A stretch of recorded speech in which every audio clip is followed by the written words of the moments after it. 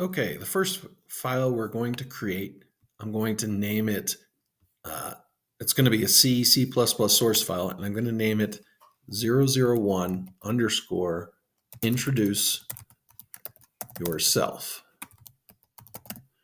And that's going to have the .cpp extension because it's a C++ program. I'm going to click OK. And this is going to add it to our cmake lists.txt. And I'm going to get rid of this sidebar here, and we're going to get started. Okay. So you notice up here, this is basically just some comments. So the program, when it compiles it, they won't actually pay attention to this. So this code, this is created by T. Unkert on October 29th, 2022. It won't actually be read by the program. It's just for the programmer to make a comment in the program. So you can make a comment like this and say, this is a comment, and this will be ignored by the compiler. Okay, so that's what that is. The first thing, what we're going to do is we're going to type include, and you'll see my IDE gives me a suggestion here what I would want to include. So I want to include a header file, and the header file I want to include is iostream. Okay, and basically what I'm doing here is I'm including someone else's code that's pre-built into C++ that allows me to output to the console and do a few other things. Okay. All right. So then we're going to create our main function, and our main function is going to be a type int, meaning technically it returns an integer. You don't really have to worry about that just yet, but and at the bottom we're going to just type return 0. And what that basically says is that the program is going to, if it returns 0, it means nothing bad has happened during the execution of the program. If it returns 1 or some other number besides 0, then some error has occurred. Okay, so that's all you need to know about that for right now. And what I'm going to do now is we're going to just write, hello, my name is, in my case, Tim. We're going to write that to the console. Okay, and to do that, we're going to type std : cout for character out, and just say, hello, my name is Tim. And I'm going to do a /n here. And what that is, that /n is an escape character. And hopefully you can see this, but this string, which should be hello, this string is in green, and the /n here is in blue. It's a little bit different, and that's an escape character, and that basically creates a new line. We'll talk about that in just a little bit, but this is an escape character. And so if I didn't have this, and let's actually run it without this just to show you. So I'm going to go and run my program now, and it's building and linking, and it's run, but you can't actually see it. But it would actually, if I was running this in a terminal, my terminal prompt would appear here. Okay, and let's actually show you that. So let me actually get out of presentation mode here for just 1 second. So I'm going to exit presentation mode. All my text is small. I'm going to pop open the terminal here. Let me see if I can enter presentation mode with the terminal open, just so you can see it. It closes it out. Let me open this up, and we'll get this going. And what I'm going to do here is just make this larger for you. So we'll go down to settings, go down to font size here, and we'll increase the font size to 20. So that's a little bit larger, and then I can actually boost it up even more here. Okay, so we're in the terminal here, and if I wanted to run this through the terminal, well, I got to cd into my cline projects here, and then the name of this project is just CPP for C++. And to compile this, I would type G++ and the name of the file, which is 001, and I hit a tab and it auto completes it for me. And go ahead and compile that. And then I would type a.out.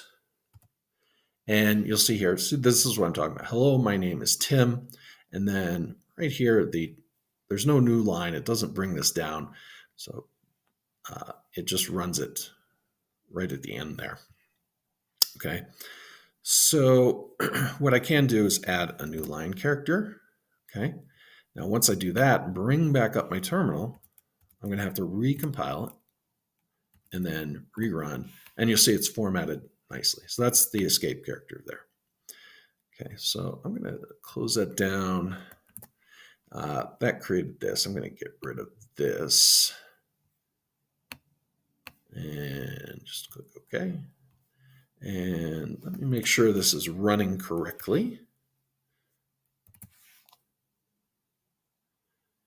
So we're just going to build and run it again. And everything ran correctly. Good. Okay, so I'm going to run it through my IDE, but if you want to run it through the terminal, that was an example as to how to do that. So we can, just type, hello, my name is Tim. I also want to introduce the concept of using a variable in this character out. So one data type that is available in the standard namespace is called a string. So I can type std : and then string. And you'll see it gives me some suggestions. I can go down and select that suggestion. And then I can give a string a name. Let's call it fname.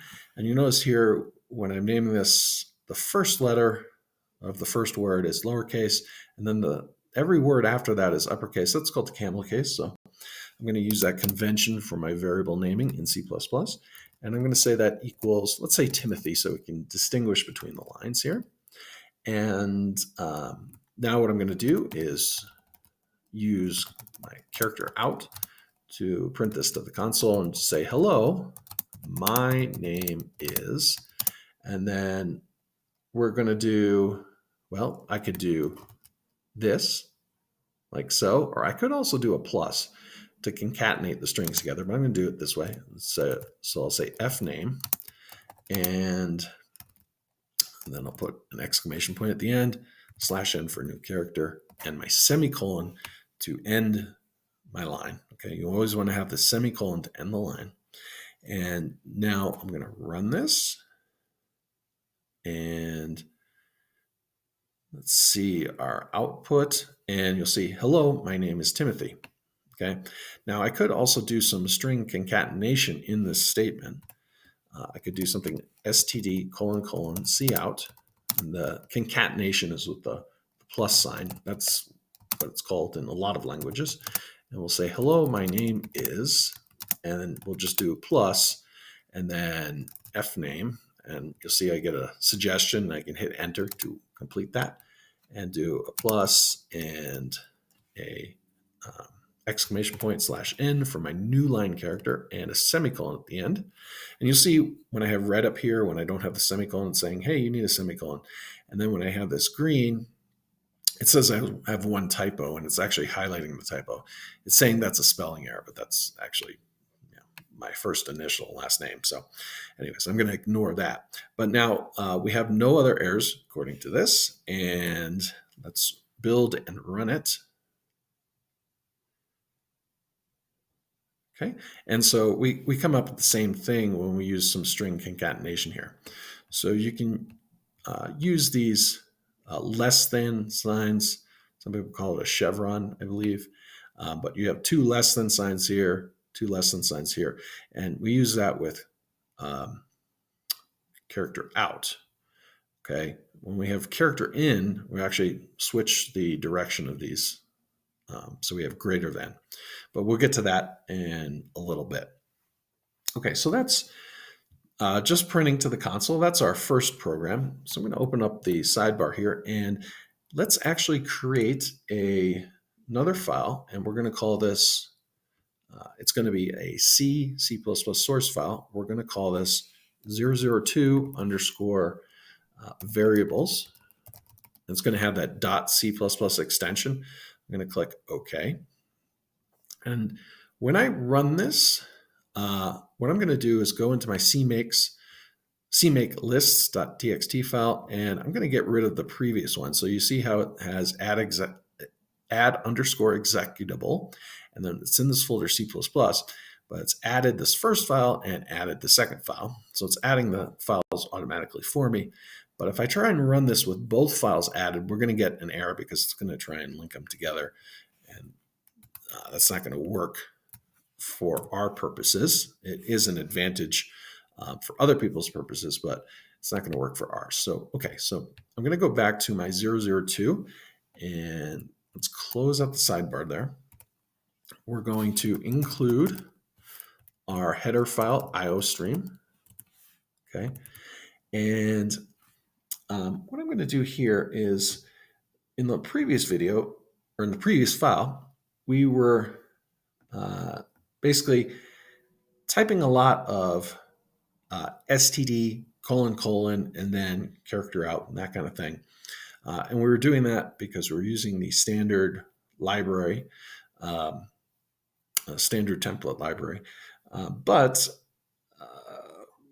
it's easier for instructional purposes. Now, this isn't a best practice for production purposes because you don't want to bring in the whole code, but for instructional purposes, we're just going to type in using namespace std and put a semicolon there. And then we don't have to type the std : before the cout. So that makes it a lot nicer. So I'm going to type int main. I'm going to return 0. Okay. And now we're going to talk about declaring variables without initialization. So we can declare variables, but not initialize them. In the previous video, I set fname equal to Timothy, so I declared and initialized a variable. But we can just declare variables. So we're declaring variables without initialization. Okay, and the way we can do that is I'm going to write the type of variable type. So in C++, it's a statically typed language, meaning that you have to declare the type of variable when you declare it. Other languages like Python or Ruby or JavaScript, those are dynamically typed languages, meaning you don't have to declare the type of variable before you, or when you declare the variable. Now, JavaScript has something called TypeScript, where you actually do declare the type. So there are disadvantages and advantages to both. Anyways, that's the difference between statically typed and dynamically typed. So we're going to declare a variable, and we're going to talk about the first data type, which is character. So I'm going to say character my car, and what a character variable basically is, it's one letter. So if I were going to initialize this and I just wanted one letter, I could do something like that, and that's declaring and initializing it. But right now, I'm not even going to initialize it. I'm just going to declare it. Okay. There's a couple variants on the character, so I can do car 16 underscore T. That is a little different, and I'm going to call this my sweet 16 car. And there's also another one, car 32 underscore T, and you see it auto suggests that. And I'm just going to call that my big car. Okay. Now, one thing I want to note here before we get too much into this is I'm just going to do a character out here and make a note. And let's make a note. 1 byte equals 8 bits. Okay. So we want to know that because we're going to talk about variable size and data type size throughout this video. And that's important when you want to optimize your program later on. So, all right. So what I'm going to do here is we're going to figure out the size of my car, the character variable. So I'm going to type cout, and then let's type the size of a car in C++ is, and we're going to do size of, and in parentheses, we'll type the name of the variable, so my car, and then do some other chevrons there, and we'll say byte with, and let's do it. We don't know the size just, so let's do it in parentheses S, because it could be more than one. And we'll talk about how many bits this is in a moment. I'm going to do a /n here and a semicolon at the end. And we see we have some warnings here. Let's see what those warnings are saying. And it's basically just saying that these local variables are never used. So that's something that's not going to affect the running of our program. So let's go ahead and run it. Okay. And we're building and linking. So we got our note, 1 byte equals 8 bits, and the size of a char in C++ is 1 byte. Okay.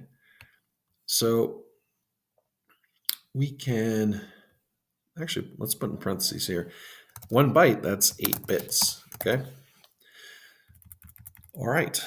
So that's the regular char type. And let's talk about the char16_t. So let's do another cout, and we'll say the size of a char16_t in C++ is, and we're going to do size of, and then my sweet 16 char. Okay. And we're going to say byte, and in parentheses S, because it might be more than one. And we'll talk about how many bits it is in a moment. Okay, let's run this program. Okay, and we're going ahead. And we've got the size of a char16_t in C++ is 2 bytes. So 2 bytes, that's 2 times 8. That's going to be, let's put in parentheses, 16 bits. Okay. All right. Now let's tackle the one that's 32. And we'll say the size of a char32_t in C++ is, and we're going to do size of my big char here. And let's assume that that's going to be bytes, all right? And we'll leave how many bits it is. See if you can guess it. Do a /n here and a semicolon to end that line. Now let's run it.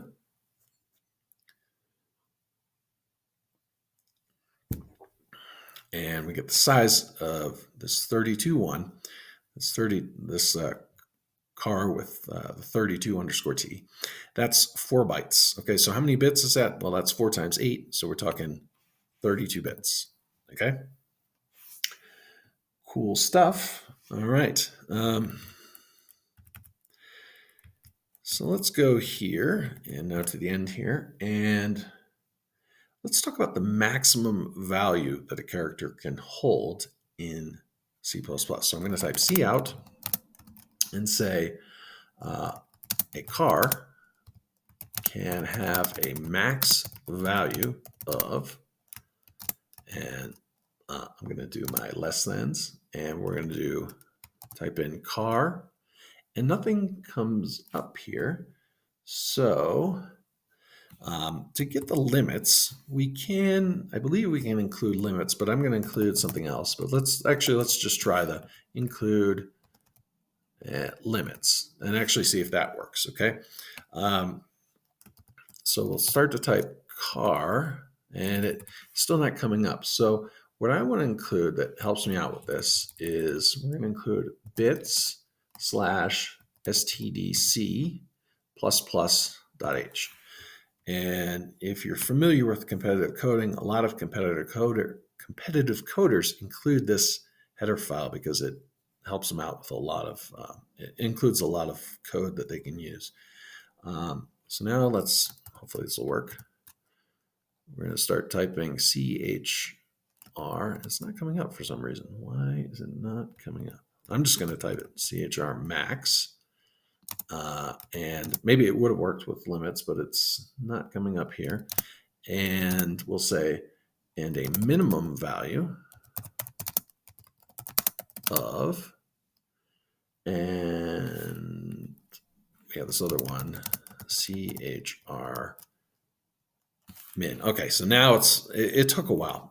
I'm betting it would work with just limits. And actually, let's try and change that header file to just limits, because I mean, that's what it should be doing. So let's change this to limits here. Limits, and it's giving me an error. Interesting. Yeah. So it's turned these red. Okay. So limits might not include everything we need. So let's do bits. Again, this is bits slash stdc ++ there. Okay. And it's probably taking a moment for it to, okay. So now it's changed colors and says, okay, we can do this. So let's now run this and we'll see what the max and min value of a character is in C++.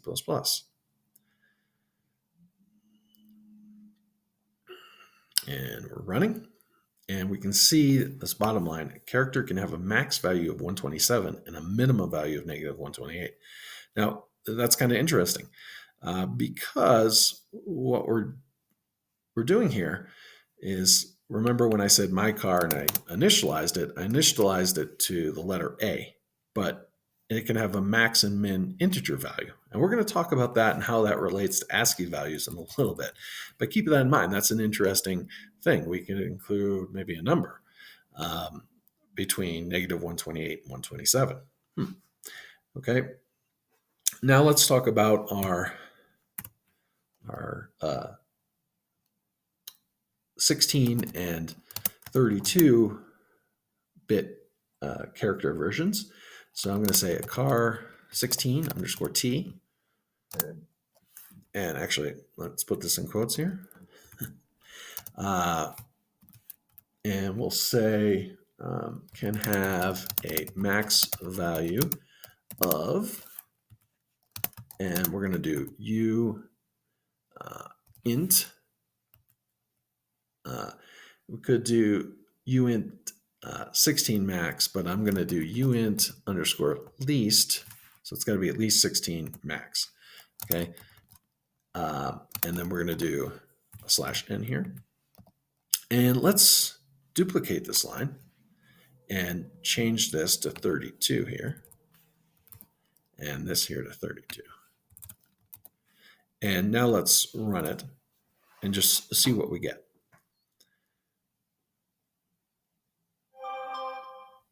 Oops, that's my phone.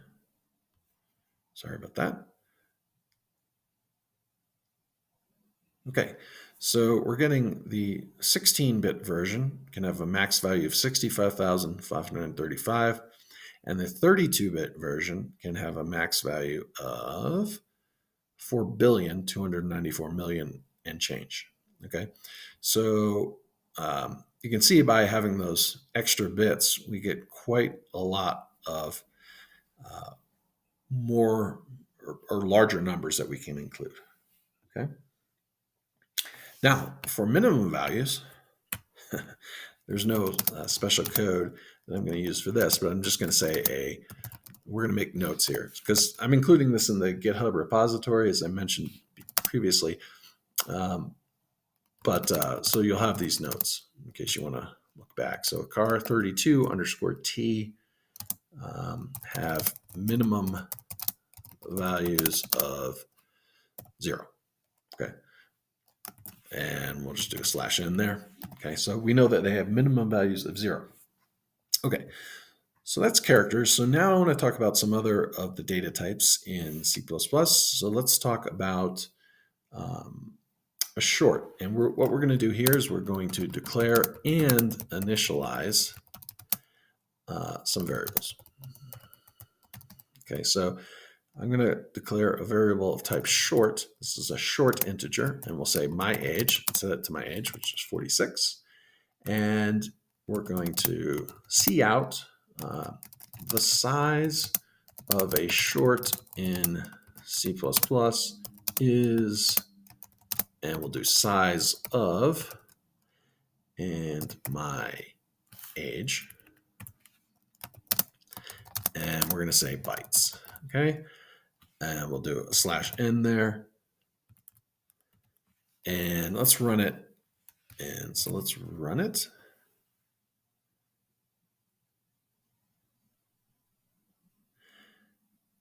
And we're going to go ahead, and it says the size of a short, this last line in C++, is 2 bytes. Okay, so that is, let's make a comment, that's going to be 16 bits, right? Okay. All right, so that's a short.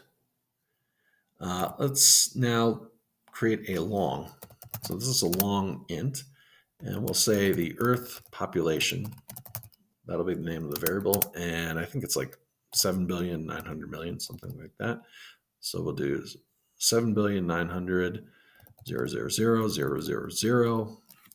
So that's roughly the Earth population, and we can see what the size of a long is. So we can say the size of a long in C++ is,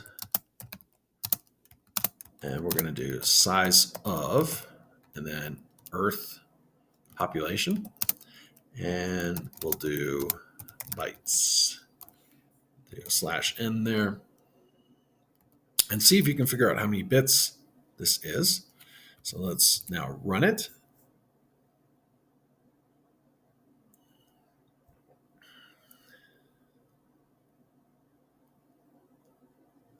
And we're looking for this last line. So the size of a long in C++ is 8 bytes. So 8 times 8, it's going to be, did you guess it? 64 bits. Okay. Now, there is something else called a long. Okay. So let's declare a long. And I'm going to show you something that's a little funny with the compiler I'm using. So age of universe. And I think that's like 15 billion years. So we're going to do 9 zeros after this. Okay. And what we can do here is we can do another cout and say the size of a long in C++ is, and we'll say size of, and do age of the universe, and we'll do bytes and do a /n here. And let's see if you can guess what this one will be. And we'll see if it surprises you.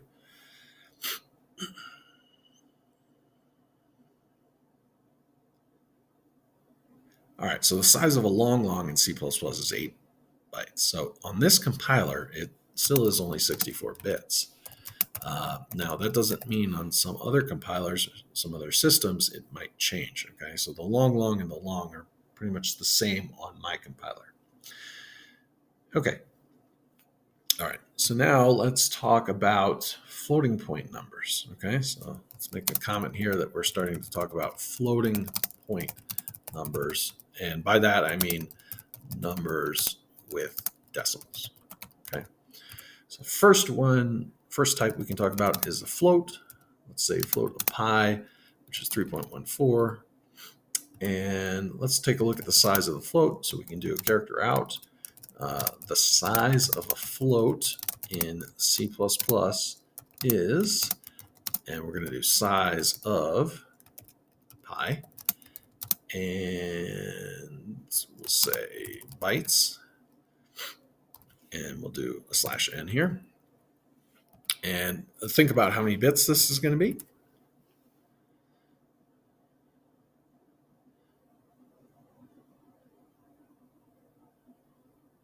Okay, and we get 4 bytes. Okay, so how many bits is that? Well, 4 times 8. Right, so this is 32 bits. Okay. We can also talk about another data type that is called a double. We'll call this pi2, and we'll set it equal to 3.14 also. And we'll do console character out, not console out. The size of a double in C++ is size of pi2, and we'll do bytes. Okay. And before I run this, we're also going to talk about, let's talk about a long double. And we'll call that pi3 and set that equal to 3.14. And we'll also do the size of a long double in C++ is, and we'll do size of pi3 bytes. Okay. All right. So let's now run this.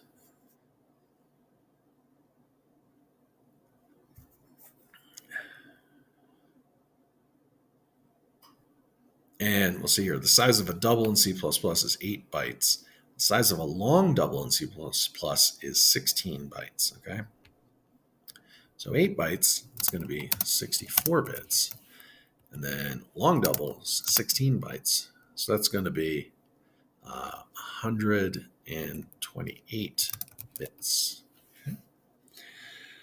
All right. So one thing we want to note is with these floating point numbers, I know I only did 3.14 for each of these, but you'll notice with the double, because it's taking more space, and the long double is taking even more space, there's more precision. So you can get accuracy to more decimal places based off the double and then the long double. So if you have to be really precise, perhaps like a financial calculation, you may want to use a long double. Okay. So that, I think we're going to have to create a new file because this one's getting long. I want to talk about unsigned variables in the next one. So let's go here to the sidebar. Let's create a new file. I'm going to say new C++ source file. I'm going to call it 003 underscore unsigned underscore variables. And we'll create that one. I'm going to go to my, notice there's a pause there where it says it doesn't belong. And I actually messed up because I included this in my, in this folder, which I didn't mean to do. So let's show you how you can fix that. So I can go to refactor here and move file. And I'm going to delete this. I just want it in the C++ folder. So I'm going to do refactor. And now it changes it here in my cmake lists.txt file. I'm just going to close this out because we don't need that. And the one thing I'm going to do is get rid of this 002 variables. Okay, and let's go now to this file, and let's get rid of the sidebar.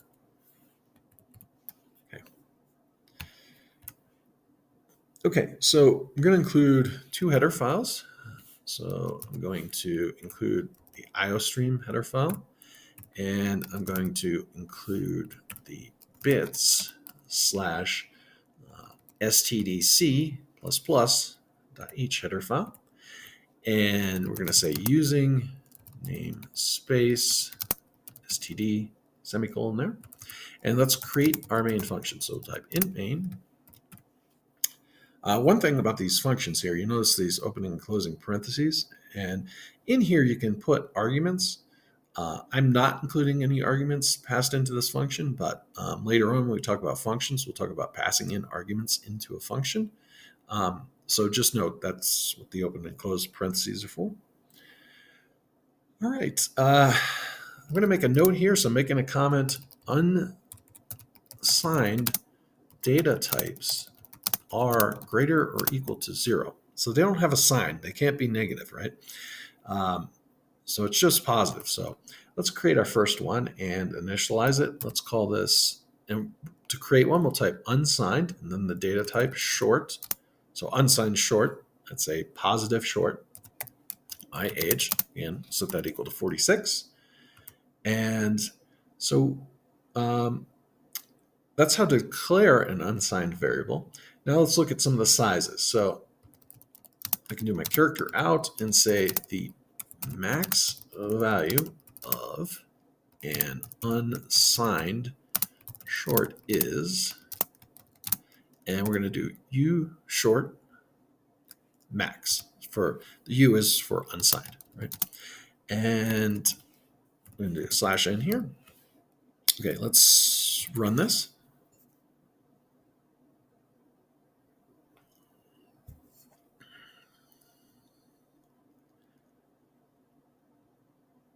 Okay, and we get the max value of an unsigned short is 65,535. So a regular short ranges between negative 32,000 and change and positive 32,000 and change. So you see the size, the range is the same if you do, the negative 32,000 plus the 32,000. That range is 65,000. But for the unsigned, because it's only positive, it goes from 0 to 65,535. Okay. So same amount of bits of storage, but different range. Okay. All right. So there's a few other ones. Let's talk about a few other ones. So we can do the max value of an unsigned int. And I don't know if we talked about an int in the last video, but there is an int. Notice this function is of type int, so that is a data type. But we can also have an unsigned int, and to get the max of that, we do uint, and we go down here. Where is it? There's a bunch. I just want uint max. I'm actually just going to type out uint max. That's what I want, that one.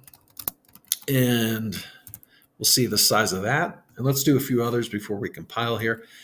Let's do a character out. The max value of an unsigned long is the u long max.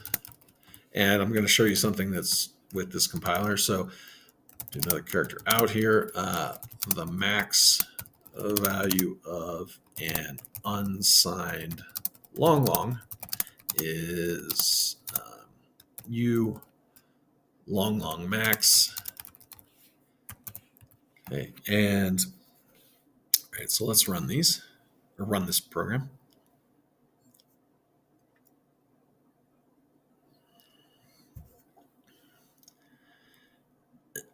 Okay, and we get the max value of an unsigned int is this 4 billion and change. You may remember that from the previous video when we were talking about character, the 32-bit version of the character.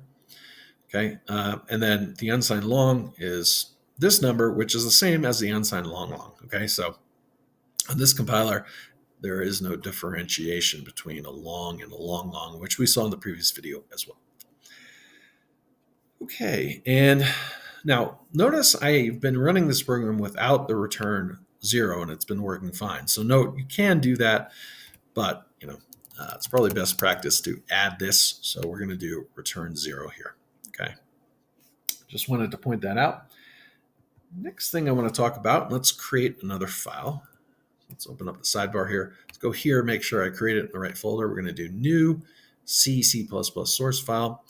And I'm going to call this 004 underscore booleans. Okay. And it's going to add it. Okay. I'm going to go in here, just get rid of this one. Okay. And let's open up our booleans file here and get rid of the sidebar. So we have some nice space to work with. And let's include IO stream.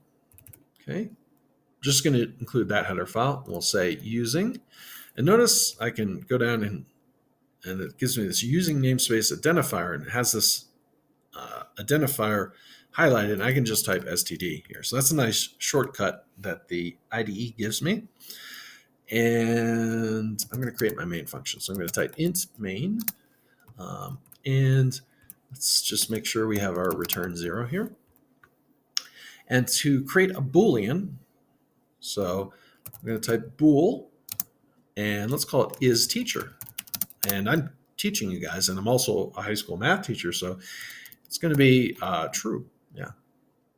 And we'll also do another Boolean, is English teacher. Well, I'm not an English teacher, so that's going to be false. Okay.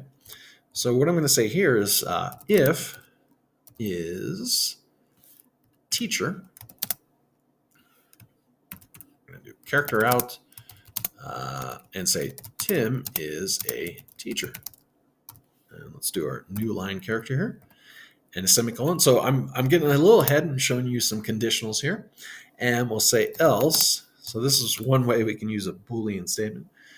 Else, see out, Tim is not a teacher. We'll do our new line here. And notice that the highlighting is a little different on this. So this is highlighted, and this is kind of like a comment where it's kind of not really shown that well. It's not the same colorization as this one here. Okay, so why is that? Well, you notice if I hover over it, it says unreachable code. And if I hover over this one, it gives me that the condition is always true, right? Because I hard-coded in the Boolean value. Now, in other programs, we may not have like this hard-coded in, so it's not necessarily always true. But notice I've hard-coded it in here, so it says it's always going to select this, Tim as a teacher, and it's never going to select this. Okay, that's basically what my IDE is telling me. And to confirm that, let's just run it.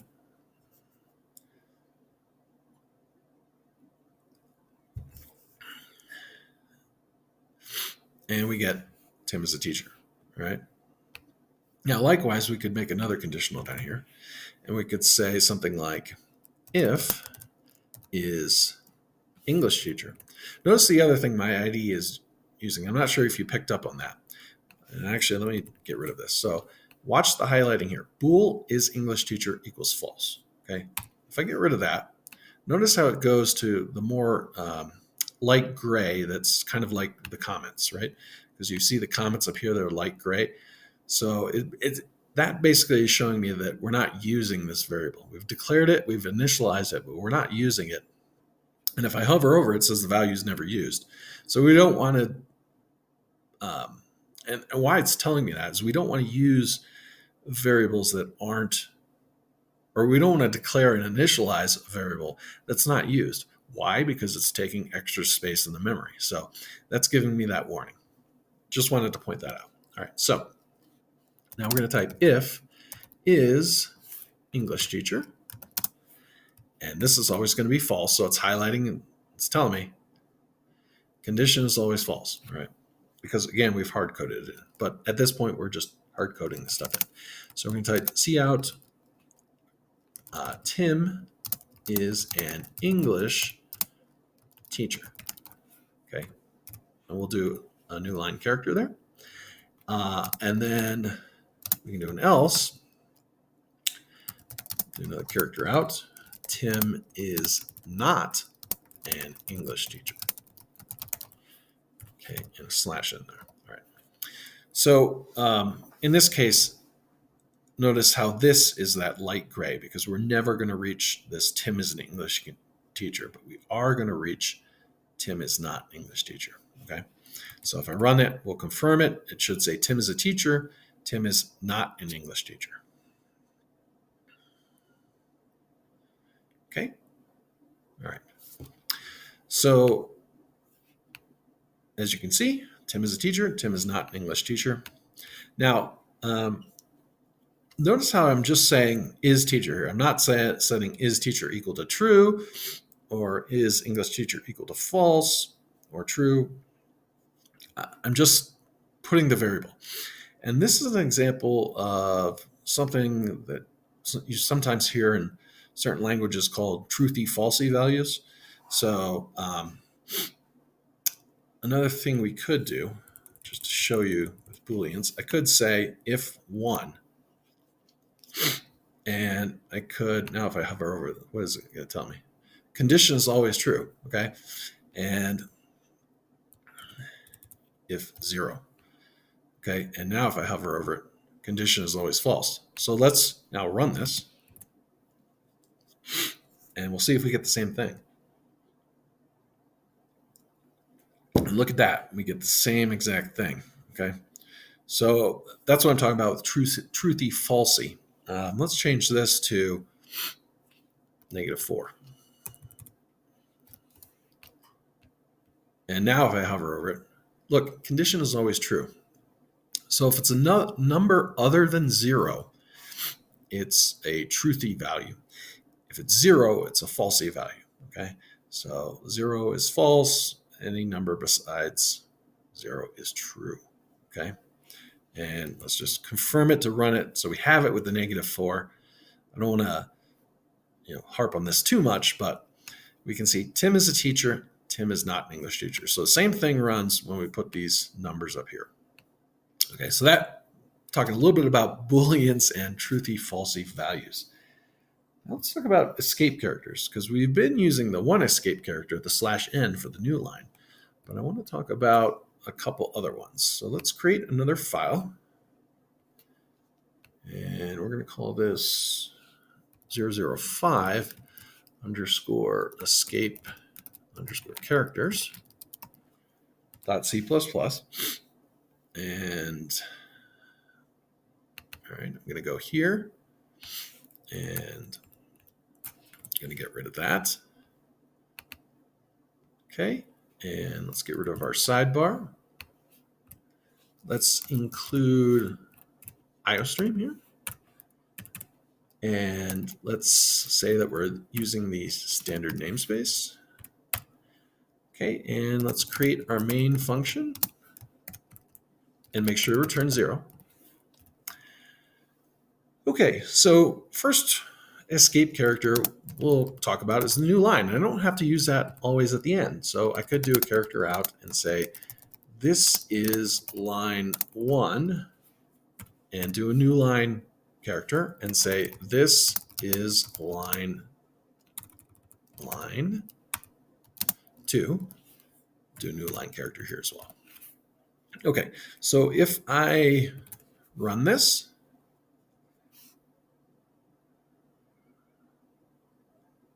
I'm going to get, this is line 1 on its own line, and this is line 2, and we have the new line space in between here.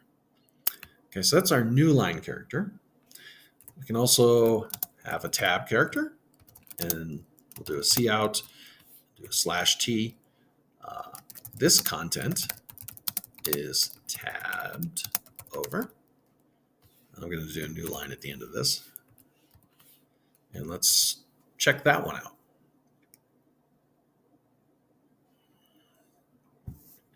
You'll see that the content is tabbed over. So that's another escape character we can use.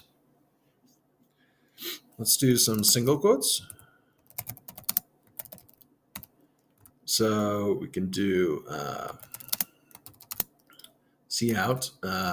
Here are some, I'm going to do a slash and then a single quote. We'll type single, slash and another single quote, quotes, and we'll do a /n here. Okay. And let's run that.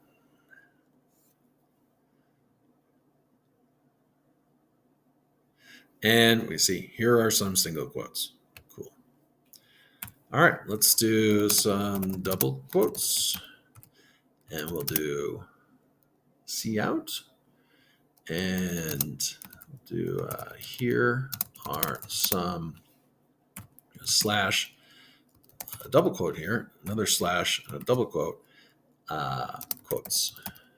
And we'll do a /n here for the new line at the end. Let's run this. Okay, and we get, here are some double quotes. Okay, so now let me show you what would happen if I did not include these slashes in front of the double quotes here. So let's do it without. So we'll say here are some.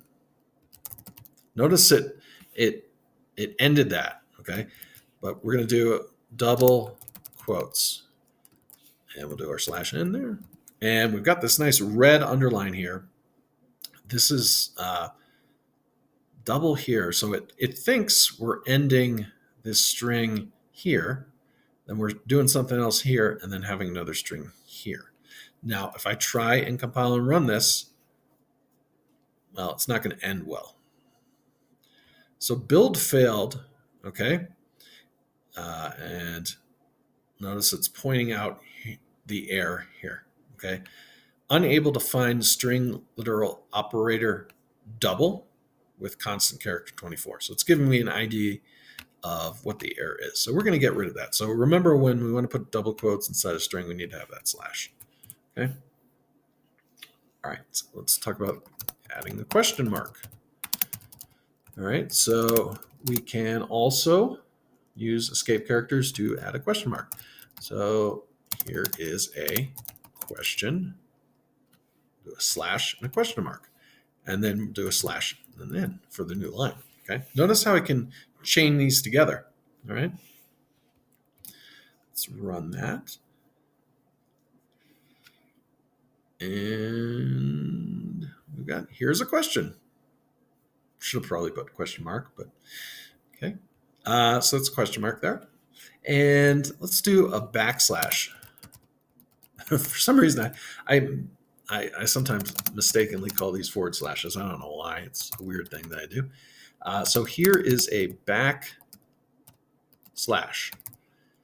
And I'm going to do a backslash followed by a backslash, okay?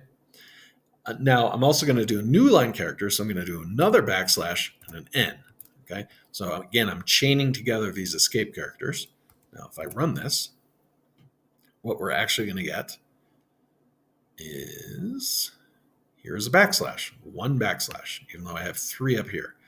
Now, the first one is the escape character, then we have the backslash, then we have the other escape character, and the new line character. So that's a little bit about escape characters. Now we're going to talk about constants. So I'm going to create a new file, and it's going to be a C++ source file. It's going to have the .c++ extension. I'm going to call this 006 underscore constants underscore 1.c++. So I'm going to actually make two files dealing with this. I'm going to go here to my cmakes list, get rid of this here, and I'm going to I'm going to open this file, and let's get rid of our sidebar. Go here. We'll include our header file, and now we're going to do something before we type using namespace std. We're going to do a hashtag, and then we're going to define, and I'm going to do my constant pi, and I'm going to set that equal to 3.141592, no semicolon, and I'm going to type using namespace standard, and now I'm going to create my main function, okay? Return 0 here, and we're going to print to the console the value of pi is, and do pi, and end that with a period and a new line character. Okay, now if I run this, let's see if it works.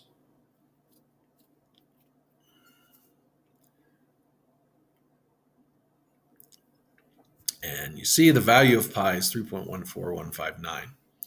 Okay, so we've defined our constant outside of the main function in this first method. And this goes back to, C++ is a superset of C. So you might see this in a lot of C source files, creating your constants up here, okay? So that's one way to do it. Let's talk about another way to do it inside of the main function. Okay, so I'm going to create another file, and I'm going to call this one 007 underscore constants underscore 2.c++. We will go here, and let's get rid of this and go back to here, get Get rid of the sidebar. Okay, so again, let's include our header file, IOStream, our friendly IOStream that we include. And let's say using namespace std, okay? And let's create our main function now. All right, so we're going to type int main, turn 0 at the end here. And a way of doing this inside of the main function, we can type const or constant. Let's create a type double, pi. Now notice here in the last video and this video, I am using the convention here of uppercase to define a constant. So other programmers, they see my code, they see it in uppercase, they know it's a constant. Now, let's go ahead and let's just set it equal to 3.141592. Put a semicolon there. Okay, the red went away when we got the semicolon. Let's see our warnings. We haven't used IOStream yet. The local variable is only assigned but never accessed. Value is never used. Okay, so those are our warnings. Now, if there's 3 warnings, if we go here and call that pi, lowercase, we still have those 3 warnings. We don't get anything else. So, I mean, technically you could do that, but the convention is uppercase. Okay, so sometimes there's convention and sometimes you need to do something to make it run correctly. Now, this is a case of convention. All right, so now we're going to do character out. The value of pi is pi, and there's a /n there, n, and semicolon. Okay, so now all those warnings went away. Let's run it. And we're getting the value of pi is 3.14159. Now notice when I'm printing this to the console, in this example and the previous example, it's cutting off the 2. It's only going, let's see, 1, 2, 3, 4, 5, 6, 7. So it's only going the amount of decimal places allowed by a float. Okay, so that's a little quirk of what's going on here. I just wanted to point that out. Okay. All right. So let's go to, let's create a new file and let's talk about ASCII values, which is also important if you're wanting to create programs that take in user input from the keyboard. You need to know the ASCII values, right? So this is important if you're taking in, press this key for this. If you're writing a program to do that, you need to know the ASCII values, okay? So let's open up the sidebar and let's create a new C++ source file. Let's call this 008 underscore ASCII underscore values .c++. Okay, and we'll go to our CMakes list. Just going to get rid of this one. Go back to our ASCII values here. Let's close off the sidebar. And let's include our friendly IOStream. Let's also include our std namespace, standard namespace. And let's create our main function here. And what we're going to do is we're going to create 2 characters. So 2 variables of the data type character. So I'm going to do low_car, and that's going to equal a lowercase a. Notice the other thing, when I'm doing characters, and when I did strings earlier, I put in double quotes. Characters you want to put in single quotes. Just wanted to point that out. And let's also do upcar, okay? And that's an uppercase A, okay? And what we're going to do here is we're going to console out the ASCII value of low_car is. Now to get the ASCII value, we're going to type int, and we're going to, in parentheses, then type the name of the variable, so low_car. And remember, characters can be letters, or they can have that integer range of -128 to +127. And we'll put a period /n, and let's compare it to the uppercase. So we'll say the ASCII value of up char is, we're going to pass into this integer up char. Okay. All right. So now we're going to go ahead and let's return 0 at the end of here. And let's run it.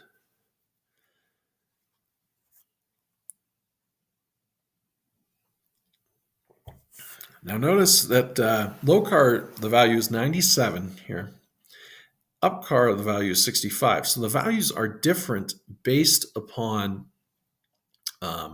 whether it's lowercase or uppercase. So that's an important thing to know, especially again, if you're programming keyboard input, you need to be able to figure out the ASCII values, and this is an easy way to do it. The other thing is when you're sorting, using some kind of sorting function of characters based in the alphabet, it may sort differently than you think it would. Like, so for instance, uppercase A is lower than lowercase a. So let's say we had, I don't know, something like an uppercase B, a lowercase c, and an uppercase D. It's not going to sort B, C, D, right? It's going to, again, let's run this again just to show you. B is going to be 66. Uppercase D is going to be 67. So it's going to be B, D, and then the lowercase c is going to be 99, right? So it's going to be uppercase B, uppercase D, lowercase c. So it would sort differently than you expect if you're not taking into account the ASCII value. So when you're using sorting functions, that's important. Keyboard input, it's important, okay? So don't blow it off like, I don't need to know that, okay? All right, next one, file I want to create. I want to talk about doing some typical math functions in C++. Okay, so we're going to call this 009 underscore math.c++. And we'll do cmake list.txt. We want to get rid of this 008 here so we don't run into any compilation errors. And let's go back to 009. Let's get rid of the sidebar. And this one, I'm actually going to include two header files. So we'll include iostream, and we're also going to include this other one called valarray. Okay, now this isn't necessarily what you need to include all the time for using, I'm basically including this for the exponent function, but this one I decided to include because it's working well with integers. So it does do some math stuff in valarray, and it does do some stuff for arrays. We may talk about that later in the tutorial. We're going to talk about arrays later, but we may talk about valarray later. But just know that that's why I'm including this. So it's just for the exponent function, which we'll get to toward the end of this file. So I'm going to type using namespace std, and we're going to create our main function here. Return 0. And let's now declare and initialize. I'm making a comment here. Declare and initialize some variables. We're going to declare a variable that's of type integer. We'll call it a and set it equal to 10. Another variable b, let's also of type integer, set that equal to 3. Okay. All right, so first off, let's add them. All right, so do cout a plus b. And here's a new one. Instead of a newline character, I'm going to type end L. Now, end L ends the line, right? Now, if I didn't include the namespace std, what I would have to type is std : end L. So it's part of that standard namespace. And I'm just doing that because it's easier here just to format it. Okay, so we'll do adding. Okay, we'll also do subtracting, which is just going to be a minus b. We'll also do multiplication, so multiplying. So it's going to be a and then this asterisk b for multiplication. And we'll also do dividing, and we'll do a few different divisions. So let's do A, and then the backslash, right? That's the backslash, B, and end L, okay? All right, so let's run this, and we'll probably want to talk about the division one, okay? So, all right, so let's scroll up here. So if we add 10 plus 3, we get 13. If we take 10 minus 3, we get 7. Okay, makes sense. 10 times 3 is 30. So far, so good. 10 divided by 3, we get 3. Okay, really 10 divided by 3 is 3.3 repeating. So it chopped off the decimal. And the reason it did that is because we're dividing an integer by an integer. So what I'm going to do here now is we're going to divide a float or a double by an integer. So we'll do, instead of A, we'll do 10.0 divided by B, okay? And we'll do that, and then we'll also divide an integer by a double or float, right? So we'll do cout A divided by 3.0. And we'll see what we get here, okay?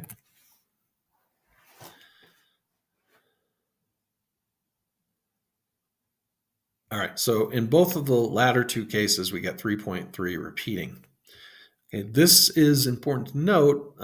Sometimes you just want integer division, so you don't want to have the decimal, but other times you do want to have the decimal.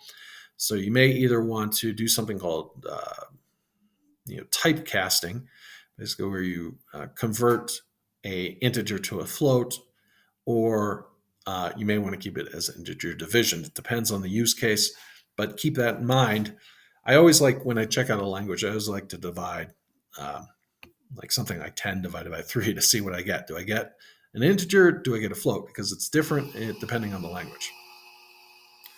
Sorry for the fridge noise. I'm not sure what's going on there. Okay. All right. There's another one I want to talk about, and that's finding the remainder of division. And that's called the modulo operator. Okay, so you can do cout and then A and do a percentage sign B and then end L. And what that's going to actually give us is 1, because the remainder of 10 divided by 3 is 1. So let's just confirm that. And there we get 1 at the end, okay? Now, last thing I want to talk about was raising a power to a power, or raising a number to a power.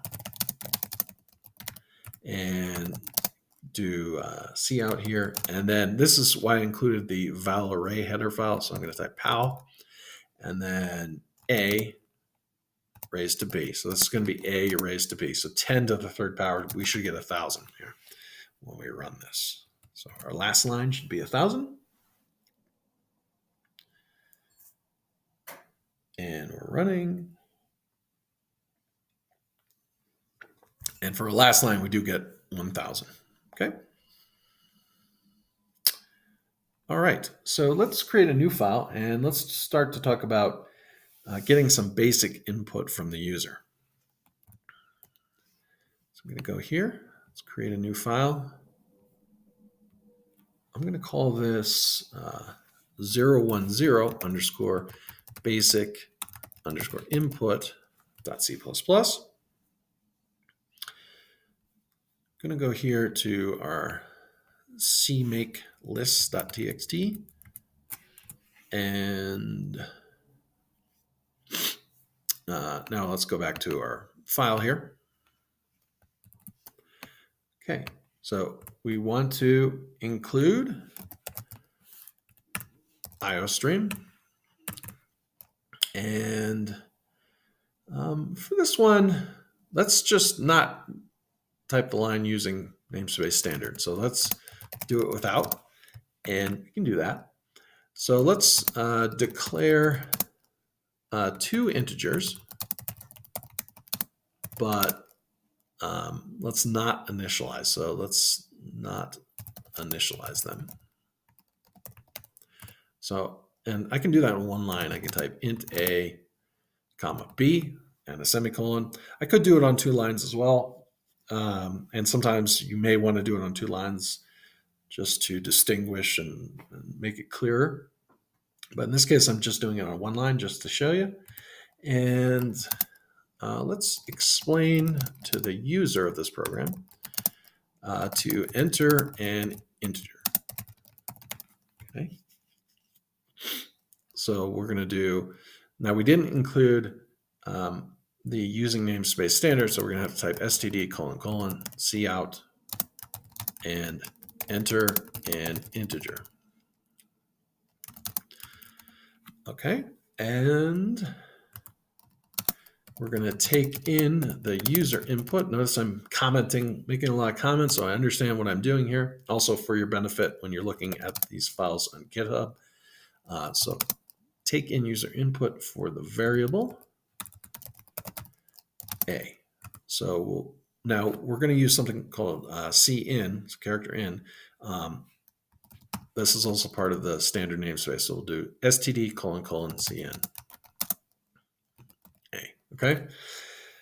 So now we're going to take in that user input. And if we just ran the program like it is right now, let's do that actually. We're not using b, you notice it's grayed out there. So enter an integer. So let's just do 3. Okay, so process finished with exit code 0, so nothing wrong. We just took in the integer. Okay. All right, so now we want to explain to the user to enter another integer.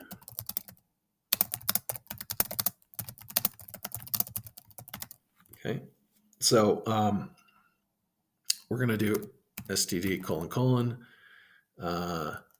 cout, enter another integer.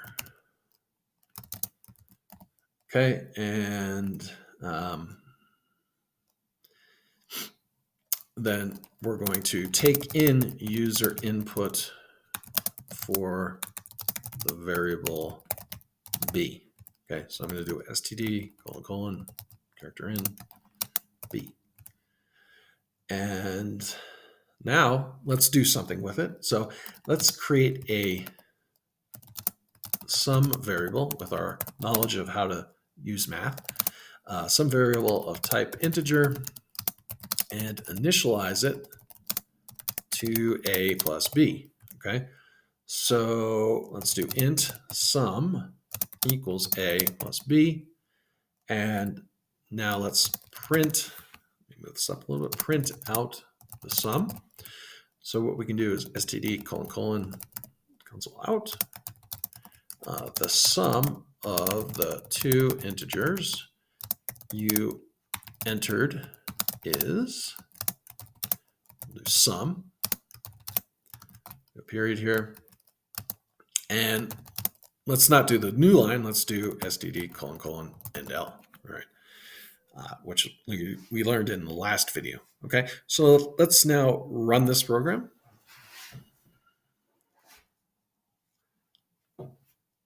Okay, so enter an integer. Let's do 5. Enter another integer. Let's do 10. Sum of the 2 integers you entered is 15. So we have a program that is now adding 2 integers. So it's kind of cool. We've created a simple calculator, right? Now you can make this far more advanced. And you know what I might encourage you to do right now is, now that you know enough to make a simple calculator, maybe stop the video, and for practice, you can come back to it later, make a more advanced calculator. And we may do that later on. We'll see. Okay. All right. So we've built kind of a simple calculator with basic input. That's pretty cool. All right. Now we want to let's talk a little bit more about conditionals and using conditionals with user input. Okay. So let's create a new C++ source file. We're going to call this 011 underscore conditionals .c++.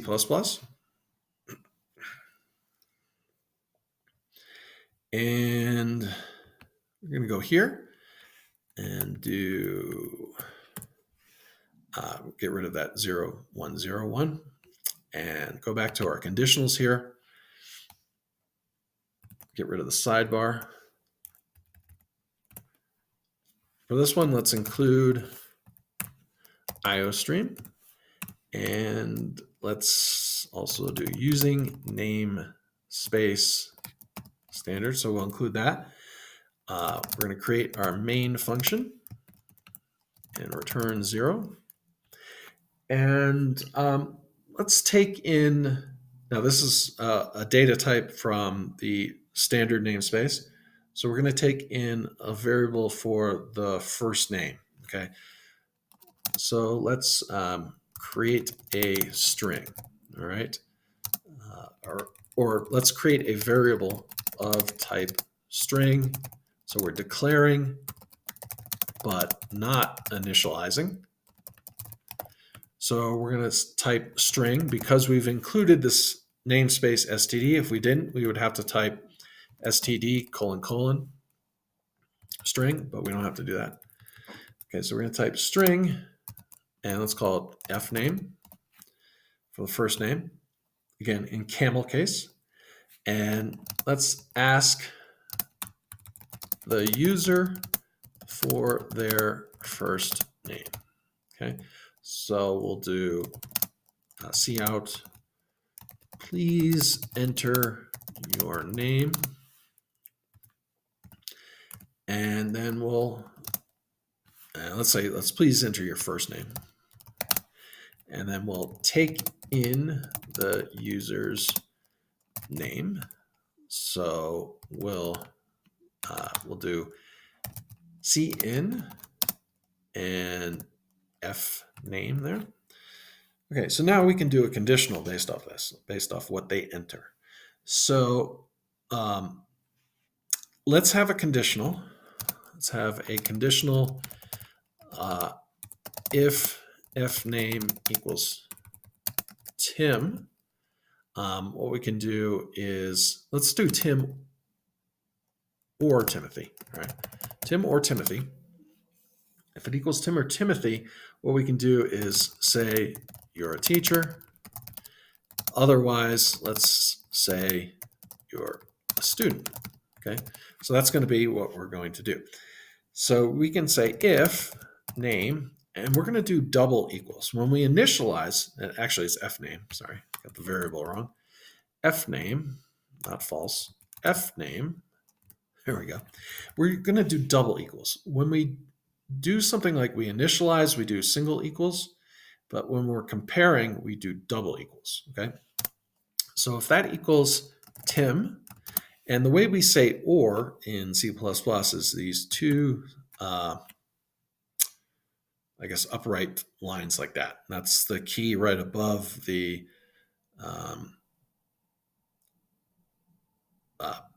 backslash. Right? I was like, is it backslash, forward slash? I always confuse those. So we're saying or fname double equals Timothy. Okay. Then what we can do is we can do a character out and say you are the teacher. And our escape character there. And now if it's some other name, we can say, we do a character out, you are the student. Okay, so now let's run our program.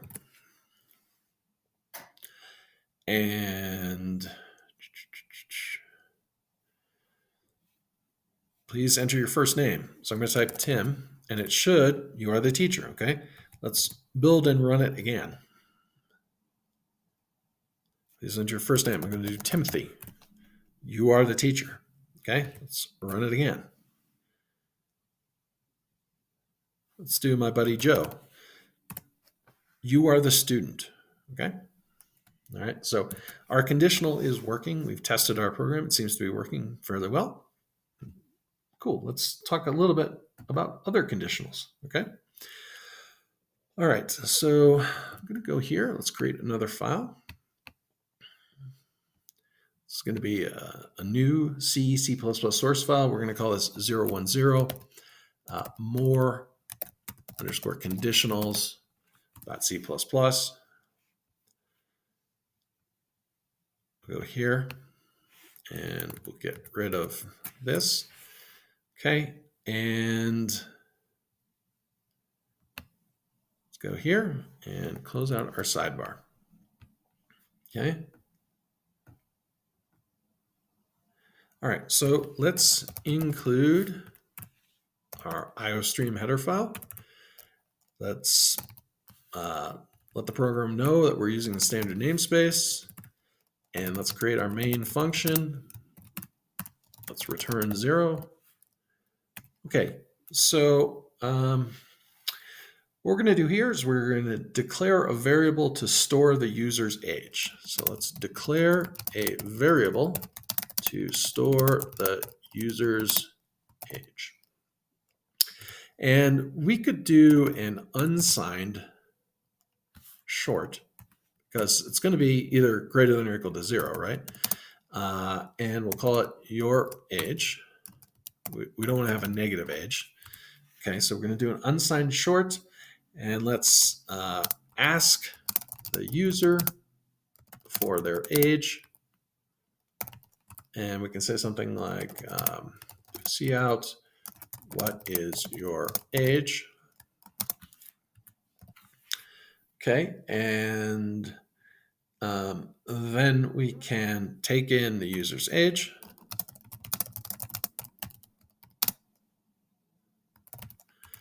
And we'll do cin, do your age. Okay. All right, so let's now go through our conditionals here.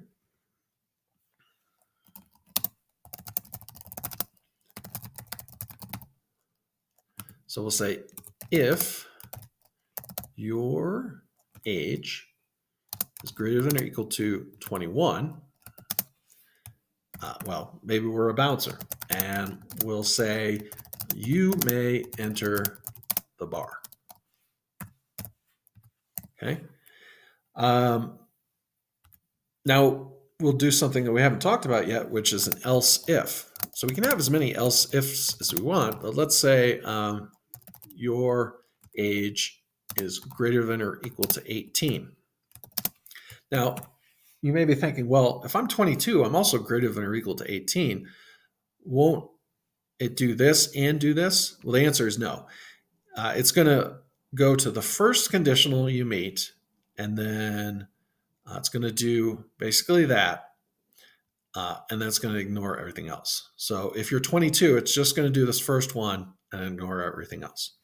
Okay, but what we're going to do here is character out and say you are legally an adult, but you may not enter the bar because you're not legally drinking age yet. Okay. All right, and then also do else, and so the only other age you could be now, because these two have covered all adults, right, is under 18. So in that case, we just say something like you are a minor, right? You're considered a minor if you're under 18. Okay, so now let's run this program, test it out.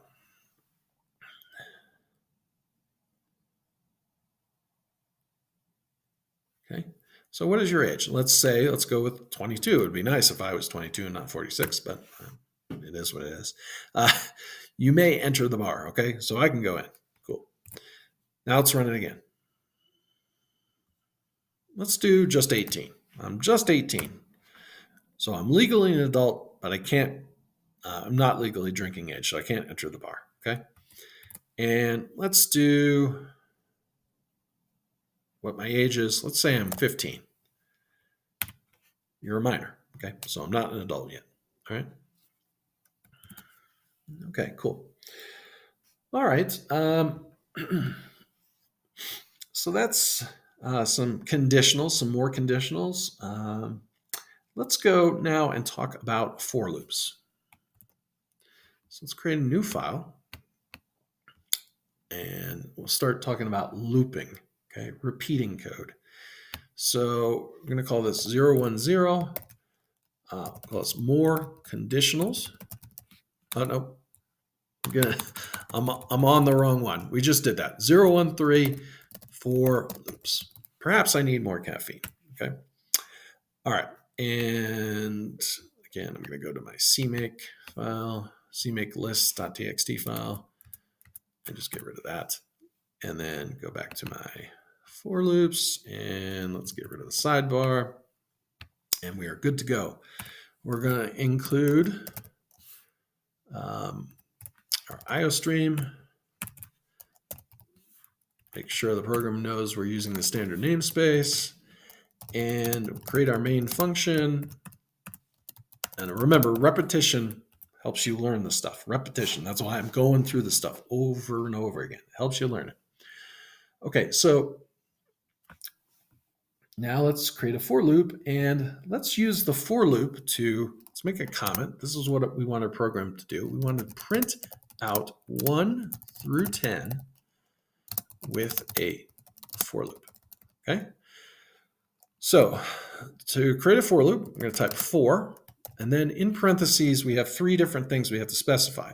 So the first one is, and sometimes you'll see people initialize, or sorry, sometimes you'll see people declare a variable outside the for loop. So you might see them do int I up here, but other times, and I do this a lot, is just I initialize and, declare and initialize the variable right inside the for loop.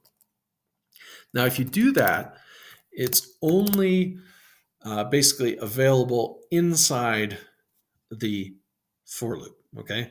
So this integer I, it only has a scope. We talk about scope that is local to the for loop. So if I try and use I outside the for loop, it's going to give me an error, okay? So I'm going to say int I equals 1, and I do a semicolon. So I declared the variable I, and I initialized the value 1 inside the for loop. And this for loop is going to run, now I have to give a condition. So as long as I is less than 11, so this is like a Boolean condition. It's either true or false. And let's see, what is my ID to? So the condition is always true. It's telling me it's always true because I don't have this third thing that I need, and I need to increment it. So do I++, okay? And actually, we could show you what happens if I don't do that. So I'm going to do character out I, and let's do endl here. Okay, so this will print 1 through 10. Let's confirm that by running it.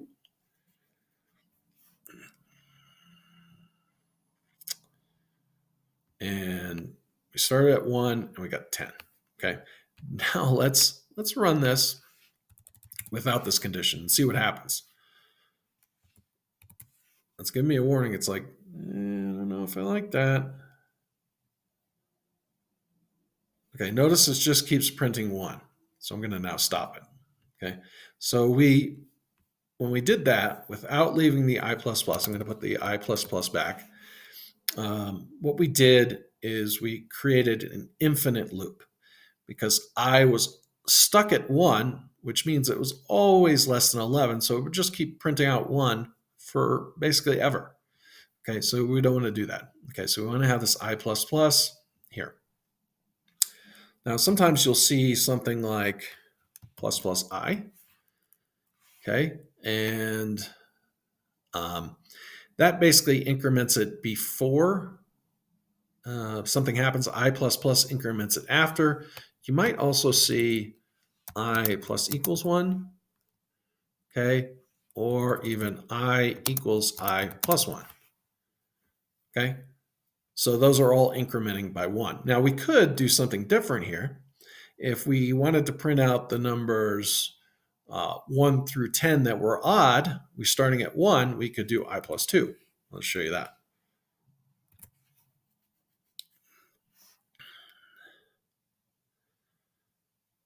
Okay, so we get 1, 3, 5, 7, 9. Now, that's one way to do it. We could also do plus equals 2. Okay, so each time through, this is a shorthand, we're adding 2 to I. So if we run this, and we're going to get 13579.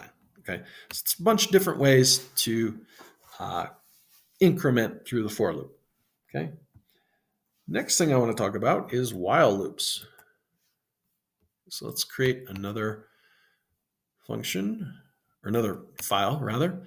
We'll call this 014 underscore while loops.c++. And let's go to our CMakes list here. And let's get rid of the 013 file, and we'll go to this file. Again, include IOStream. Using namespace, standard namespace, okay? And we'll create our main function here. And let's also print out 1 through 10 using a while loop, okay? So let's, first off, when we use a while loop, we want to declare and initialize a integer before that we start the while loop. So we'll declare and initialize a variable at 1. So I'm going to say int I equals 1. And now let's loop 1 through 10 using our while loop. So we'll say while I is less than 11. What we're going to do is we're going to print out I. And now we want to include this next line. And this is why a lot of times with while loops, it's a lot easier to create an infinite loop, because I do it half the time when I'm doing stuff, is you forget that you have to increment it at the end. The for loop, it's kind of easier to remember. But with the while loop, you have to say something like I equals I plus 1. You have to make sure you're incrementing it up. Otherwise, I is always going to be less than 11, and this is going to be an infinite loop. And make sure we have a semicolon there at the end. Okay, now if we run this file,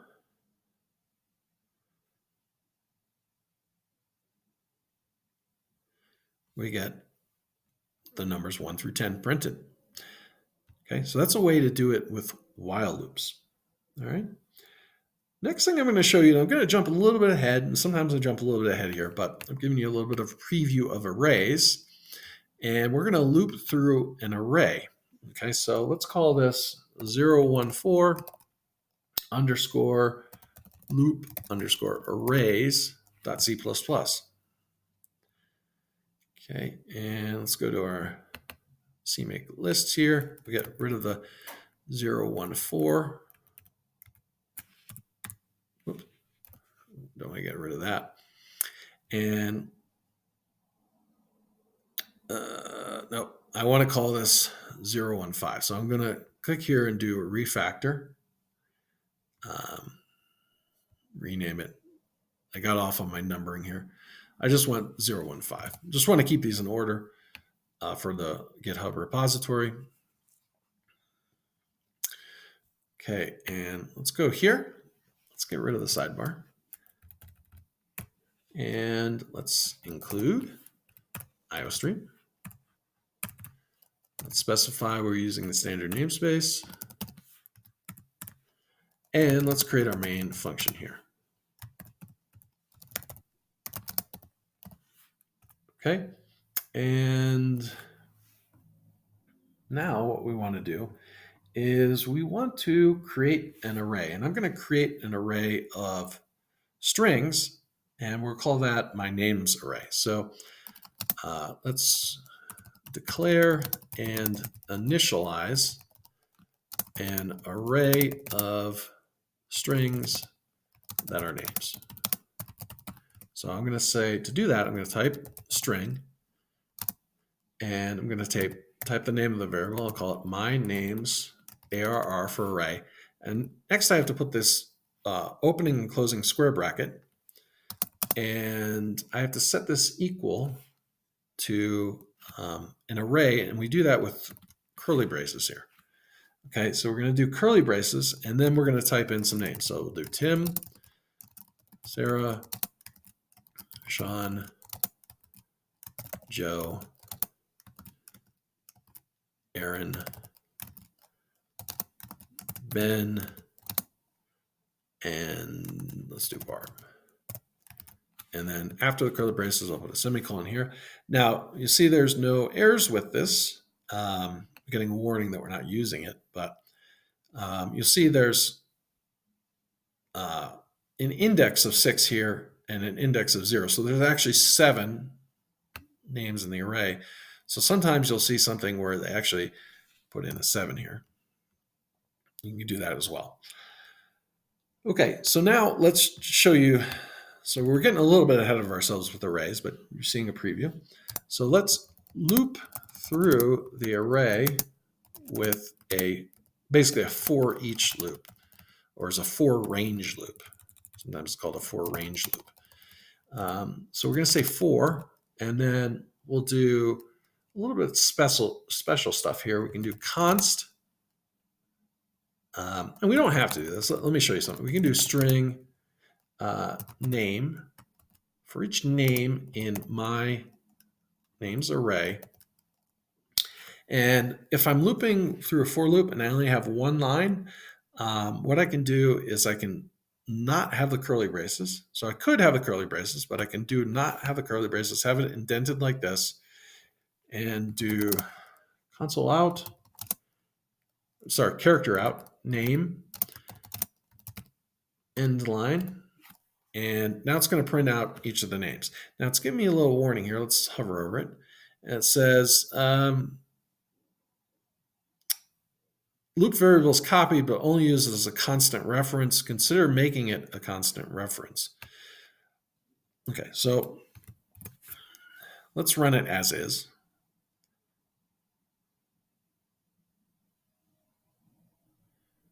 And we'll get each name printed out. So we went through it and we printed out each name. So Tim, Sarah, Sean, Joe, Aaron, Ben, and Barb. Okay, now one thing that's cool here that I can do is I can hover over it and do Alt-Enter. And I think I can do something I can do Alt-Shift-Enter. And no, it's not giving it to me. When I hover, let me hover. Okay, Alt-Shift-Enter. Okay, there we go. So now, if you see what it did there, it added the const in front, and then it typed string, and then this ampersand here, a name. We'll talk more about that, but it's basically my IDE is giving me a hint. I can do it this way. And if I run this program again this way,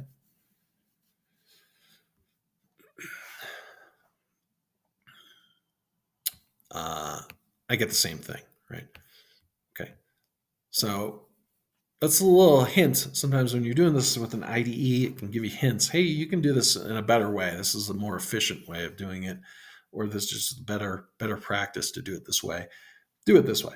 Okay. So I just wanted to show you that little hint that I got, and we can talk more about what this ampersand means later on. Okay. Next thing I want to talk about is a do while loop. So we're going to create another file here. And we're going to create a new source file here. We're going to call this 016 underscore do underscore while.c++. And let's go here and get rid of that. And we'll go to the do while loop and we'll get rid of the sidebar. Okay, so we're going to include IOStream here, and we're going to use our standard namespace and create our main function here. And we're going to declare and initialize, let's declare and initialize an integer I to be 20. So we'll declare and initialize an integer I to be 20. Okay, so we're going to say int I equals 20. And then we'll create a do while loop. And this will always run at least once, even if the condition is not met, which we're going to show you. So we're going to say do, and then at the end here we'll say while, and we'll give the condition I is less than 10. Okay, and we'll print. See, it still ran. Okay, and now if I hover over this, what is my IDE telling me? Its condition is always false. So yeah, conditional is always false, but will it print that out at least once, even though the condition is false? So let's go ahead and run this.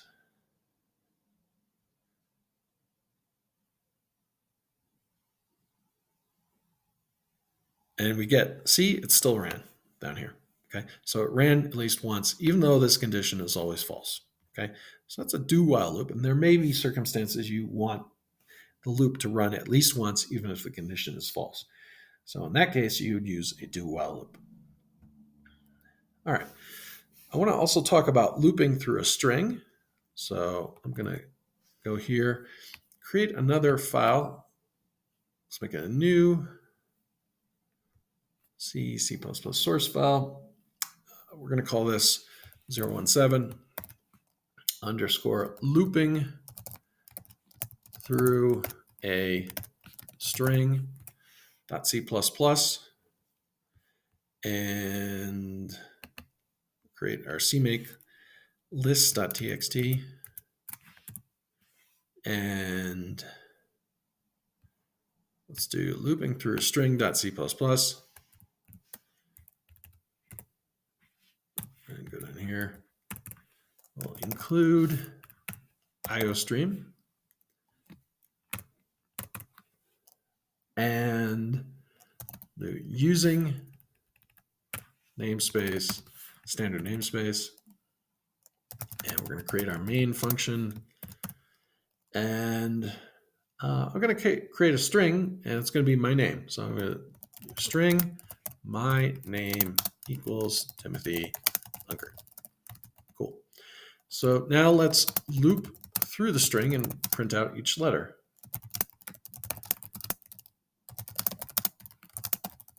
Okay, so to do that, what we can do is we can type 4, and then we can do a character, because we want to print out a single letter. So character, we'll just call it letter. It's nice to name things that are easy to understand. So character, my letter. Again, I'm only using one line through this for loop. So what I'm going to do is just basically not include the curly braces here because I don't need them. So I'm going to do character out, letter, and end line there. And we'll return 0 at the end. And let's run it.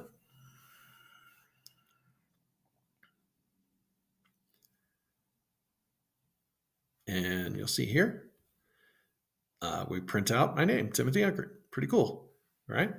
So that's looping through a string. And the syntax is pretty sweet. I don't know. I get excited about weird stuff, but yeah, it's like 4, character, letter, colon, my name. That's pretty cool.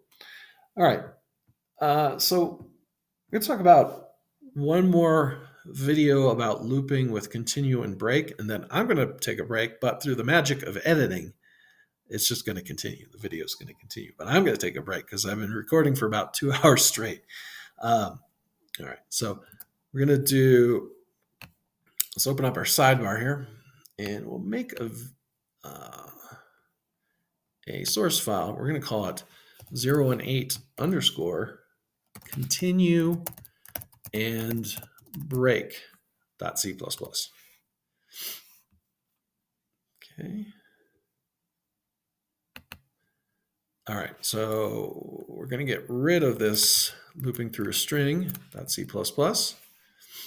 and go to continue and break, and let's get rid of the sidebar here.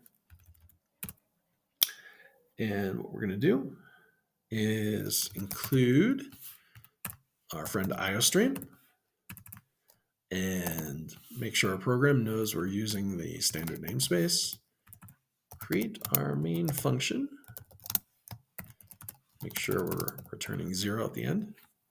And we're going to let's do a loop where we loop and print out numbers 1 through 10, except for number 7. Okay, we can do this with the keyword continue. So we can do for, let's declare and initialize our variable I, set it to a value of 1. We'll say I is less than 11, and we'll increment I one time up through the for loop. And we're going to have a conditional inside this for loop. So we're going to say if I double equals, because we're doing comparison, if it equals 7, we're just going to type continue. And what this continue word is going to do is when I gets to be 7, it's going to go here. It's going to meet this condition. It's going to continue. It's going to jump back to the loop and go with 8. Okay, so but if it doesn't equal 7, what we want to do is we want to print out the value of I. Okay. All right. So let's now run this.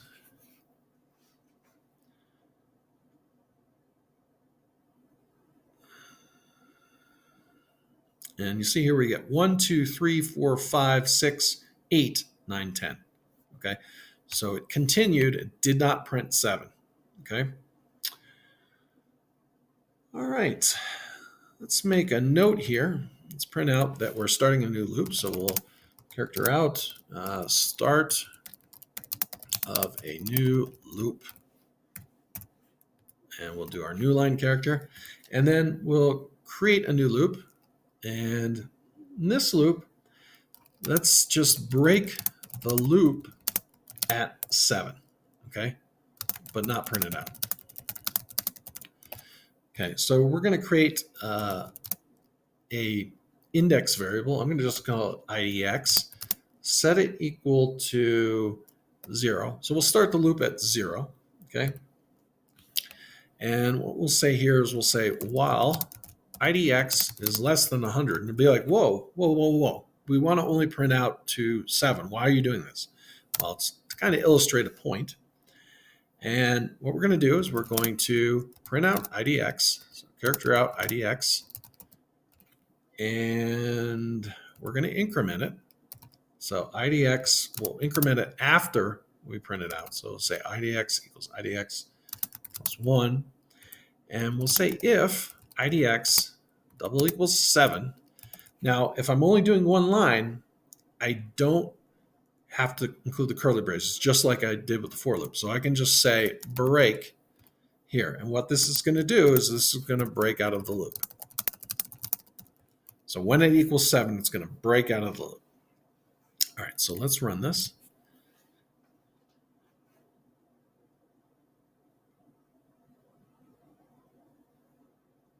Okay, so notice here, we got the start of the new loop. We have 0, 1, 2, 3, 4, 5, 6. It ends at 6. Okay, so we've used that break. And with that, I'm going to take a break from recording, but with the magic of editing, you won't skip a beat. And yeah. And through the magic of editing, we're back. Okay. So now I'm going to create a file called 019. We're going to talk about functions. So we'll call this, do a new file, C++ source file. We'll call this 019 underscore functions dot C++ or dot CPP for C++. And let's go to our CMakes list here and get rid of this previous one here. Okay, go back to our file and we'll get rid of the sidebar here. All right, so we are going to include our header file, iostream. And we're going to also let the program know we're using the standard namespace. And let's create our main function here. And we'll return 0. Okay. All right. So we can create functions outside of our main function. We've been using our main function here, which is of type int or type integer, returns 0 the integer. We've talked a little bit about that. And we can create some functions on our own. First type of function we can create that I want to talk about is a void function. That basically doesn't return anything, hence the keyword void. So we're going to type void, and then we'll call this say hello. And then we need an open and closing parentheses right here, and then curly braces like so. And since we're not returning anything, we can just show you what this function might do. So let's do a character out or character output, and let's say hello, and do a new line character, and we'll put a semicolon there. So that's all our function does. Not very useful, but we can call the function by just typing the name of the function with open and close parentheses followed by a semicolon. And let's execute this program. So let's run it. And it's building and linking. And we see it outputs hello. So that's our first function we've created outside of our main function. Doesn't do much, but we're getting there. Okay. We can also, since we've included this namespace, the standard namespace here, we can create a function that returns a string. So we can type string, and then let's call this function return hello. Okay. And what we'll do is we'll return the string hello. And let's actually add a new line character in that string. And this time we'll just do a period at the end so you can tell the difference. Now with this one, if we just call it, it's going to return the string hello, but it's not going to print anything to the console. So to do that, we need a character out, and then let's call the function return hello. Okay. And now let's run this. So we should see hello twice.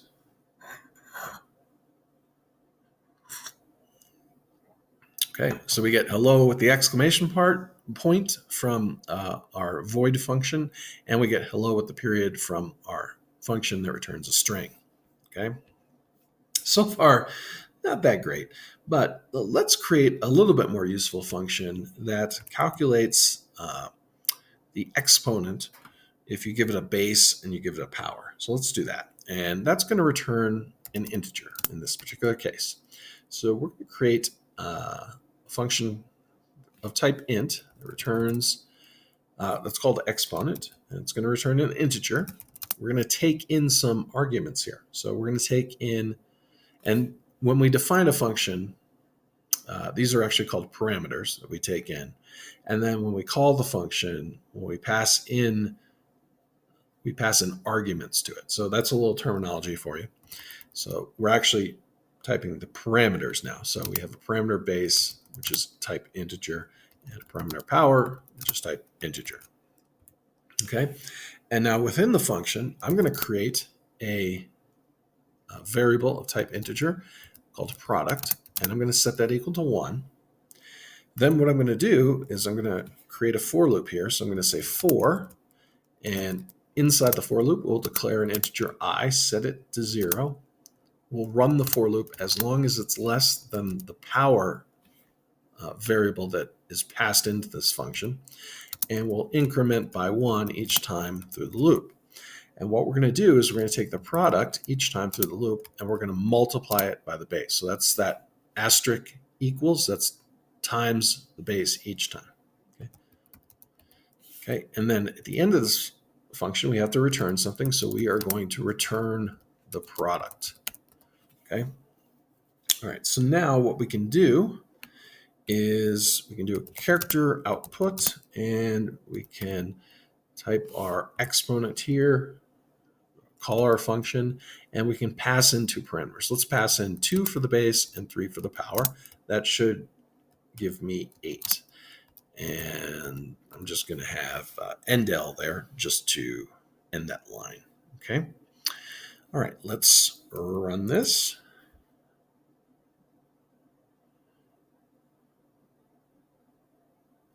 And we get hello with the exclamation point, hello at the period, and then we get 8, the output from our exponent function. Okay, let me just check something here, make sure I am still recording. Yes, that's good. Okay, I had a brief panic moment there. Okay, so now let's talk about function prototypes. So to do that, I'm going to create a new file, and I'm going to call this one 020, and we'll call it underscore function underscore prototypes. Okay, and let's open up our CMake lists here. Get rid of this and go back to our function prototypes. Now you notice in the previous video, what I was doing is I was creating the functions above the main function, and you need to do that unless you use function prototypes. So if you want to declare the functions below, well, I'm going to include my IO stream as I do these videos, and we'll let the program know we're using the standard namespace here. And actually, let's clear up the sidebar here, make some room. Okay, so let's say I wanted to declare this say hello function and the exponent function that we had in the previous video, and I wanted to actually define the function below the main function. Well, above the main function, I need what we call a function prototype. So let's talk about the one for say hello. So I'm just going to type void say hello. And this way the compiler knows that I'm going to be looking for a void function below the main function. And I'm also going to do my exponent one. So I'm going to type int exponent. And all I'm going to do here is type the types of variables that will be passed into the function. So we're passing in 2 ints. I don't even need to give the names of them. I just need to let the program know that I'm going to pass 2 integers into this exponent function. Okay, we can go ahead and create our main function, and we'll return 0 at the end. And we'll go back and fill back out our main function in a moment. But first, let's create these other functions. Now that we have the function prototypes, our compiler knows to look for these functions. So we're going to have void say hello, spell that correctly, and we're just going to do a character out with hello, exclamation point, a new line character, and a semicolon. So that's our void say hello. And we'll also do our exponent function. So we're going to type int exponent, and we're going to take in a base of type integer and a power of type integer. Scroll this up a little bit. And then we're going to create our product. So the same thing as the previous video, set that equal to 1, create our for loop, say I is less than the power, and we'll increment I each time through the for loop. We'll take our product and multiply it by the base here each time, scroll up, and we'll return our product. Okay, so we've defined our functions below the main function, and we've used our function prototypes above to let the compiler know to look for these. Okay, so now let's call them. So we'll call the say hello, and that's just going to print hello. Not that useful of a function, but nonetheless, we're learning. And we'll call our exponent function, and for arguments to pass in, when we pass in these numbers here, these are arguments, we'll pass in 4 for the base and 3 for the power. And we'll just use this end L here to basically end the line. Okay.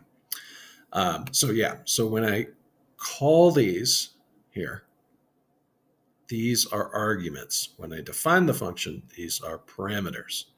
Okay. So that's terminology. Just remember that terminology. And now, most importantly, let's make sure this program runs. So let's build it and run it. So here we go. Moment of truth. And some time for me to get some coffee. So you see here it says hello, exclamation point, and then we have 64, which is 4 to the third power. Pretty cool. Pretty cool. All right. Next thing I want to talk about is inline functions. Okay, so let's go here, create another file, and it's going to be 021 underscore inline functions. And we'll click OK here. It's going to add it to our cmake list.txt file. We're going to go here and just get rid of this previous one. Okay, and go back to our inline functions here. So what are inline functions? Let's talk about that. So if you call a regular function, we're going to get some overhead, right? And sometimes it's better to just insert the code where it's called for short functions. So if you have a short function and you're worried about efficiency, you may want to use an inline function. So let's create our program. So we're going to include IOStream. We're going to let the program know we're using the standard namespace. Remember, repetition helps for learning. That's why I keep doing this. I keep talking about it. Okay. So practice, practice, practice. Okay. So calling a regular function, let's make a note here. This is a comment. Regular function causes some overhead. Okay. And sometimes it's better. So I'll say sometimes, space here. I like a little space there. Sometimes it's better to just insert code where it's called for short functions. Okay. So to create an inline function, we're going to type the keyword inline. Then we'll give the type. So let's have a function that adds two numbers. So I'm going to make it type integer. I'm going to say add is the name of the function. And I'm going to take an integer. We'll call it integer A, another integer, integer B, and we will just return A plus B. So a very short function.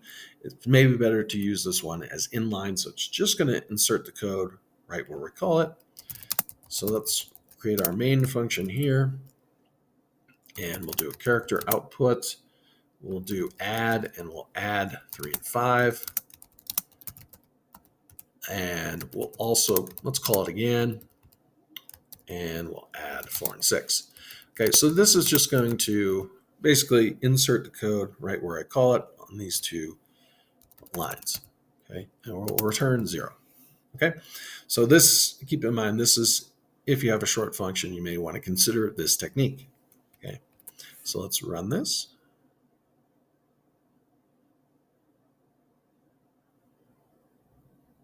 And works just fine, just like we would if we used, if we just said int add. It works the same way.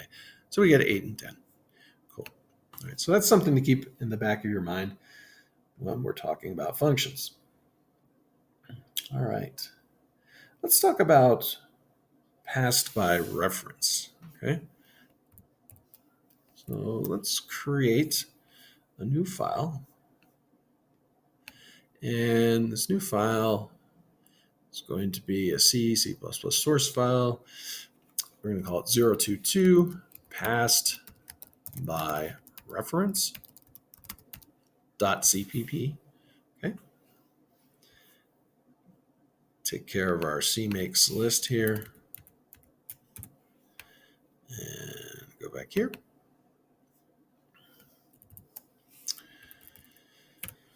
All right, so we're going to include IOStream. We're going to use our standard namespace. Again, you wouldn't necessarily have this line in production code, but just for these tutorials, we're going to do that. Okay, and so let's create a function that checks a sum and sees that that sum is greater than 10. Okay, so we're going to call this, it's going to be a void function.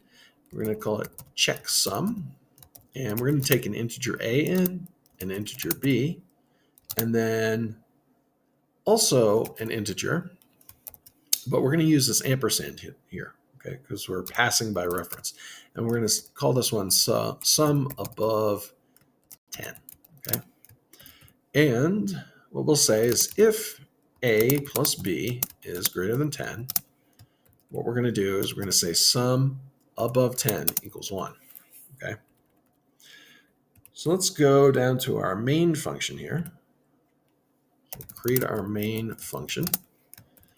And we're going to declare and initialize the sum above 10 to be 0, okay? And then what we'll do is we'll call the checksum function, and we'll pass in 3 and 5, and also sum above 10 here. And what we'll do is actually, we'll just call it, not do anything else. And then after we called it, we'll say if sum above 10. Okay, so we're using a truthy. So if this value equals something else besides 0, then this next block of code will execute. So we'll do a character output. We'll say the sum is above 10. And otherwise, we'll say the sum is not above 10. And let's actually do this in a character output. I have not had enough coffee yet. The sum is not above 10. Okay. All right. So now let's run this program. All right. Let's see what we get.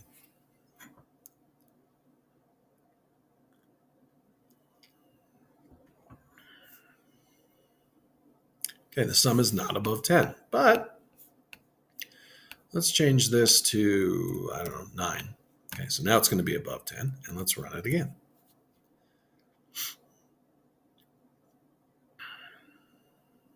The sum is above 10, okay?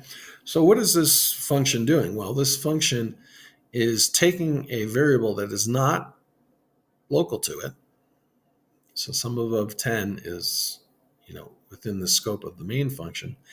It's taking this variable and not returning it, but it's just altering it. So because we're passing it by reference, we can alter it. All right. So let me show you another function that might be a little bit useful. So let's create a function type void. We'll call it tripler. And we'll take in an integer a. And notice I'm including the ampersand now because I want to be able to alter that one. An integer b and an integer c. Okay. And what we're going to do is we're just going to triple them. So we're going to do a times equals 3, b times equals 3, c times equals 3. Okay. So now let's go down here and we'll declare integer a equal to 1, integer b equal to also 1. Now let's do different numbers, equal to 10, and integer c equal to 100, just to kind of see what's going on here. And then we'll call the function, we'll call tripler, and pass in a, b, and c. Okay, and now let's actually print out a, b, and c. So we'll print out a, and let me just duplicate this line quickly, b, and c. Let's return 0 at the end of this too. Okay. Let's run it. And you see we get 3, 30, and 300. Okay, so what this tripler function has done is it's tripled these values. Okay, and if we run this code again, let's copy and just copy and paste it. So let's see what happens now.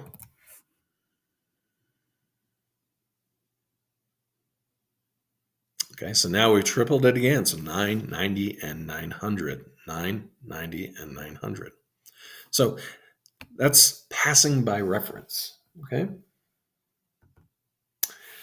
Next thing I want to talk about is default values for a function. So let's create another file here. We'll call this 023 underscore default values.cpp. Okay, go fix up our cmakelist.txt file.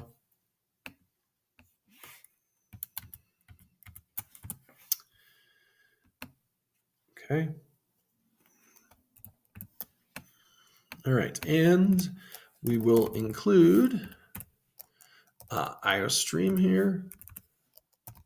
We'll be using the standard namespace. Okay, and now let's create our exponent function. Okay, so we'll create our exponent function here, and we'll pass in, for parameters, we'll have a base and a power, but we're going to say int base equals 2, int power equals 3. Okay. I like 2 to the third power, so that's why I picked that. Then we'll define our function. So we'll say, we'll create our product equal to 1. We'll do our for loop, right? So we'll set integer I equal to 0. We'll say I is less than the power. We'll increment I up. And we'll say product equals the product times the base. Okay, that's what that times equals means. So product equals product times the base. And we'll return the product. And we'll go down and create our main function here. So we're going to say our main function return 0, right? Because main function is a type integer. And we'll do a character out. We'll call the exponent function, but we won't pass any arguments into it. Okay. All right. So let's run this and see what we get.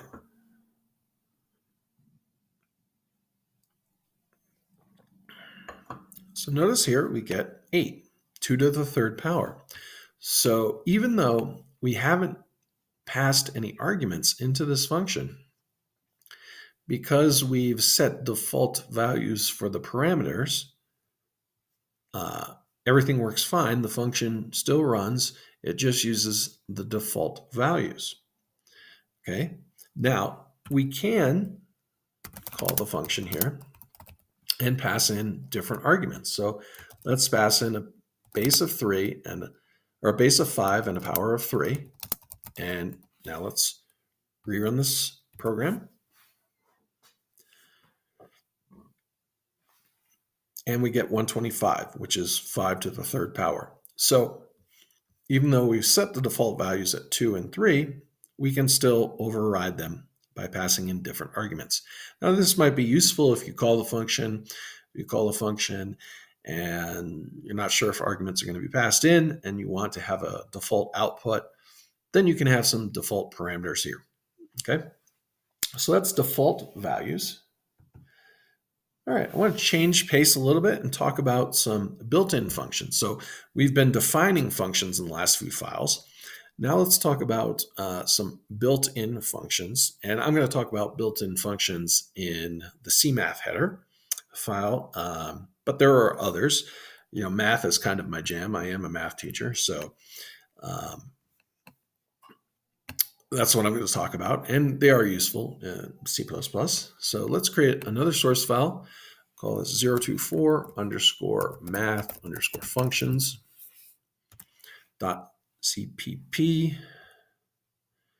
go here, just fix up that file. And I'm doing this just, because we're going to have all these files in the GitHub repository. Link will be in the description for that. So that's why you have all these separate files with separate topics. Okay. All right, let's get rid of the sidebar here. And we're going to include 2 header files. So we'll include our friend IOStream, gotten to know quite well. And we'll also include CMath, which is also going to be a nice friend for this video. And we're going to define a constant up here. I'm going to go old school and define pi as 3.141592. We'll use that later. And we'll also let the program know that we're using the standard namespace. Okay, we'll create our main function here. And in our main function, we're going to use some of the built-in math functions. So let's say I wanted to take the square root of a number. So let me do a character output. And let's say I wanted to take the square root of a number that a lot of people don't do in tutorials, but let's do 625. Because that's fun, right? We should get 25 for the square root. So what we can do is we can type sqrt, which is one of the built-in CMath functions. So when I include this header file, I'm including a bunch of code. So they've already defined in this CMath file, they've defined a function called sqrt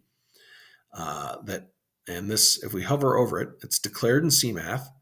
We can see it's standard namespace, and let's see, what does it tell us other things about it? We can open documentation in a tool window. Okay, so this is what we got. We got the type here, the variable that we're bringing in, and then we get the square root. Okay, so, and let's print that out and see what we get. Okay, we run it, link it, we're going to get 25. Square root of 625 is 25. So that's a nice built-in function.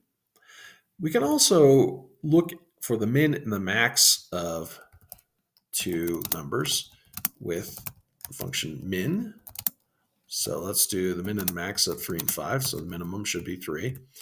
And let's also do the max of 3 and 5. So the max should also be, or should be 5. Okay, let's run this.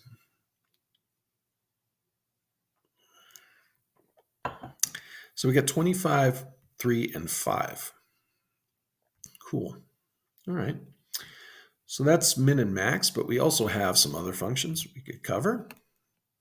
So we could also do an absolute value function if we pass in -10. So the absolute value is the distance a number is on the number line away from 0. So -10 is a distance of 10 units away from 0. So a lot of people think absolute value, it's always going to output a positive number. The reason is because the distance is always positive. So long story short, it's going to output positive 10. Okay. So we go here, and here we go. And we get 10. It's 10 units away from 0 on the number line. Okay. Let's also talk about ceil and floor. So ceil is going to round up a float to the next integer. So let's do ceil of 3.1. So normally if you're rounding, if it's less than 3.5, you round down. If it's greater than 3.5, you round up. Those are the rules in rounding. But with ceil, it's going to round that up to 4. And with floor, let's do floor of 3.9. It's going to round that down to 3. Okay. Normally 3.9, if you rounded it, it would be rounded to 4. 3.1 would be rounded to 3. But with these functions, if in case you want to definitely round down, use ceil. If you definitely want to round up, use floor. So with ceil, we've got 4. I hope I said that right. Anyways, ceil, we've rounded up. We get 4. And floor, we've rounded down. We get 3. I might have, well, got to get some more coffee in me. Anyways, all right, so that's ceil and floor.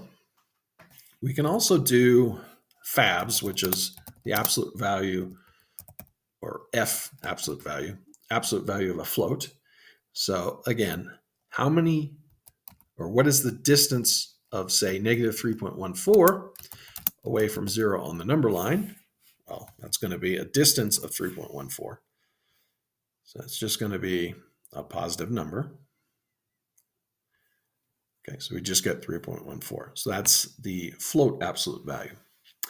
Another cool one that I like, and we can mess around with Pythagorean triples with this, is the hypot one. So you pass in the legs of a right triangle, let's say 6 and 8. So we should get a hypotenuse. If you're familiar with Pythagorean triples, 6, 8, 10 is a Pythagorean triple. It's like a double of 3, 4, 5. And so this hypotenuse is going to give us the hypotenuse of a right triangle, which will be 10. And we see here that we get 10. Okay. All right. We can also do float min and float max. So if you wanted to compare two floating point numbers, see which one is larger. And now again, you can easily tell when I enter numbers in like this, but if you have a program that's taking in user input, you may want to use these functions to compare the numbers and make a decision based on that. So let's do 3.1 and 5.2. And let's also do compare the maximum, or find the maximum number, 3.1 and 5.2. Okay, and I forgot my return 0 here. Notice it does run without the return 0, but it's nice to add that in. Okay, and here we go. And we get the minimum value is 3.1, maximum is 5.2. Okay, let's talk about some trig functions here. So we have built-in trig functions. So we can do sine, cosine, tangent. So we can do sine, but now this takes in the value of the angle in radians, which is why I included the constant pi above there. So we're going to do pi halves here. And with pi halves, we should get approximately 1. Pi halves, the sine of pi halves is 1. But notice that even with this constant value, I go out here and I really only have 6 decimal places. Pi is an irrational number that continues on forever. So I have rounded it. Now, I think the program is going to round this to 1, but just keep in mind that there could be some rounding differences here. Like if you had pi was shorter, like 3.14, you might get 0.99999, something like that. Okay, so let's run it. And my program is rounding the value it gets, okay? Because again, I don't have the exact value of pi. I have a decimal approximation, okay? So say this is approximately 1. Let's do the cosine of pi fourths. This will give me basically square root of 2 over 2. And let's also show you that we can do the tangent of pi fourths, which is going to give me, again, approximately 1. Okay, and it should round. I think it's going to round to 1. But let's run this.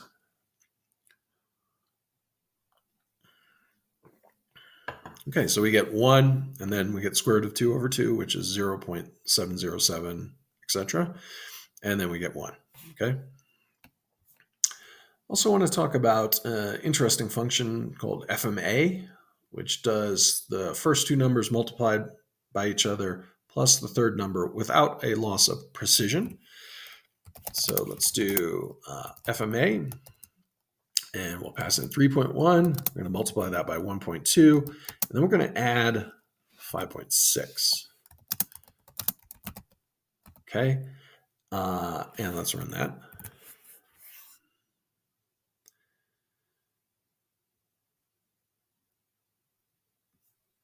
And we get 9.32. Okay. Last one I want to talk about is called exp, you may think exponent, okay, cool. I know what this does, but what this actually does is it takes the value e and raises it to the number that you passed in. So Euler's number, this will be Euler's number squared, is what is going to output. And if you're building a program that's calculus based, this might be very useful. So we get 7.38906, okay? All right, so that's math functions. Next thing I want to talk about, we'll talk about more functions, is overload functions, okay? All right, so let's talk, make another file here. I'm going to call this 025 underscore overload underscore functions dot C++. Let me fix up my CMake thing here.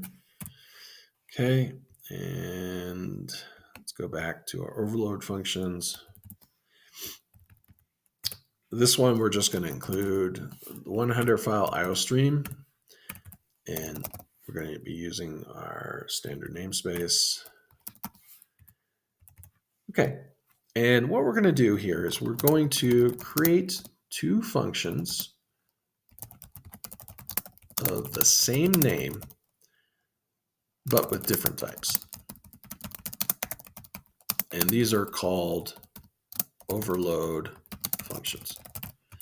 Okay, so first one's going to be type int. We'll use our friend the exponent function.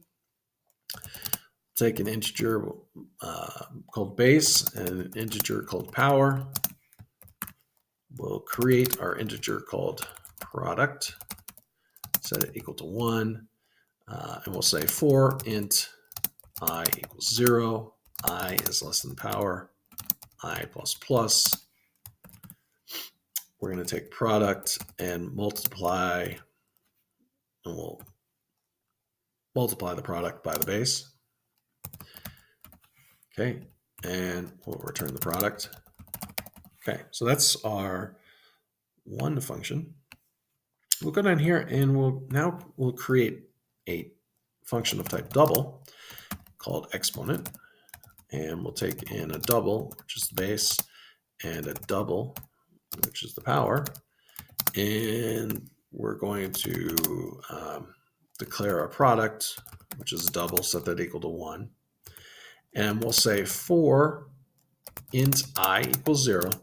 Now this is a little interesting here. I'm going to go I is less than, and then in parentheses, int power. So what I'm doing is I am, and actually what I should be doing is not allowing the double to come in here, but I'm basically making the power an integer, okay? So if I entered a decimal power, this might not quite work, but anyways, for demonstration purposes, let's do it, okay? Thinking this through now, I'm like, maybe I shouldn't have done that.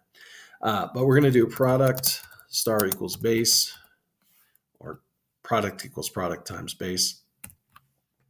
Return the product. Okay. And so now let's create our main function.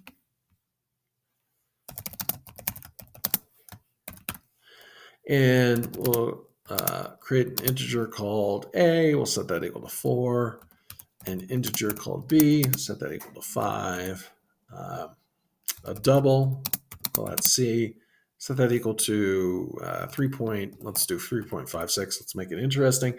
We'll have a double d, but we'll set that equal to 5.0, okay? So this will actually give us the actual result. And then now let's do character out. We'll do the exponent, and we'll do a and b, and we'll do the inline there, and we'll also do the exponent, and this time we'll do c and d, and in the line, okay, and return 0 at the end of this. Okay, so if I hover over this first one, we can see that it's a function of type integer, has integer base, integer power. Now, if I go down here and hover over this one, we can see it's of, let me see if I can scroll up here, hover back over it. It's of type double. So we have a double base and double power. So they're both the same name, but different types. And we can do that. And we still got that green check mark there. And we can run this and it will work. Okay.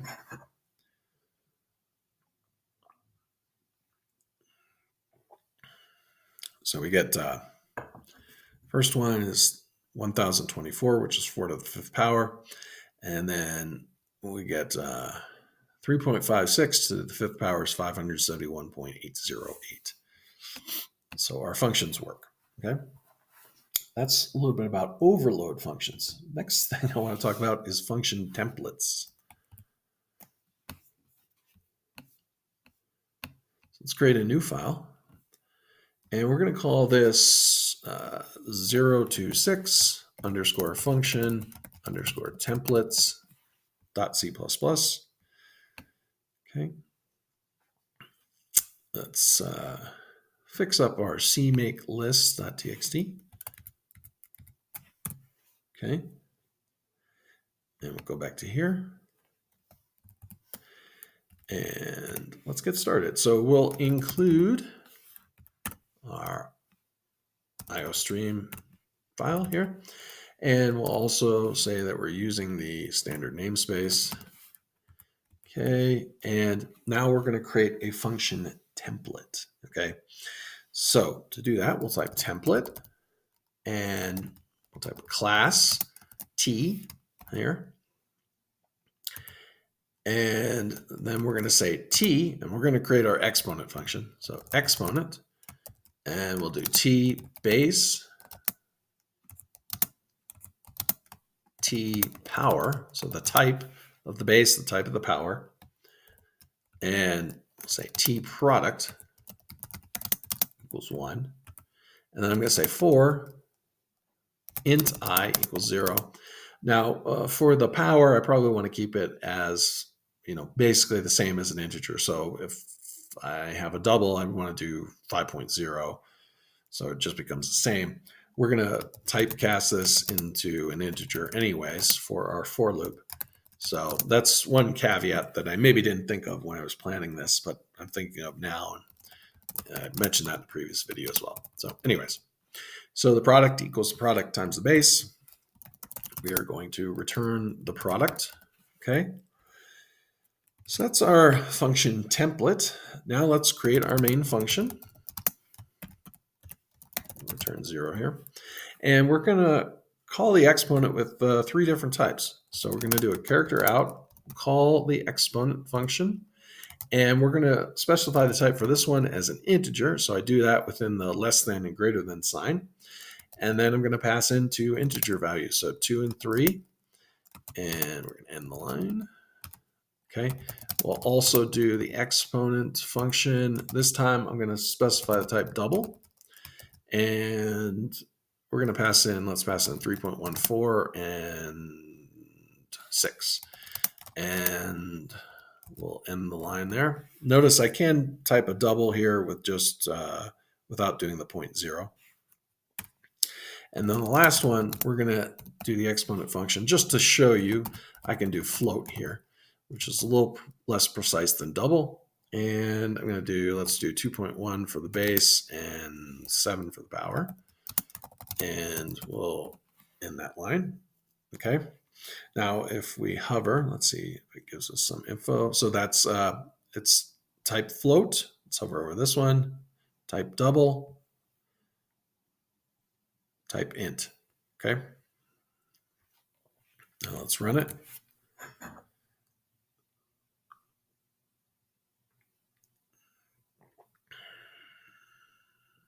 And what happened? Did we mess something up?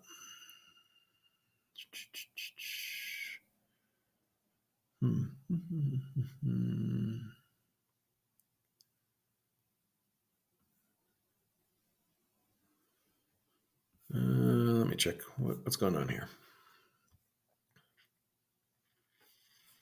Let's try this again.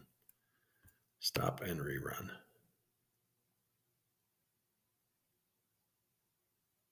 Okay, so, did I mess something up? My for loop. It's good. I did this on purpose. Or I didn't have enough caffeine. All right, so I have to say this runs as long as I is less than the power as an integer. Okay, now let's run it.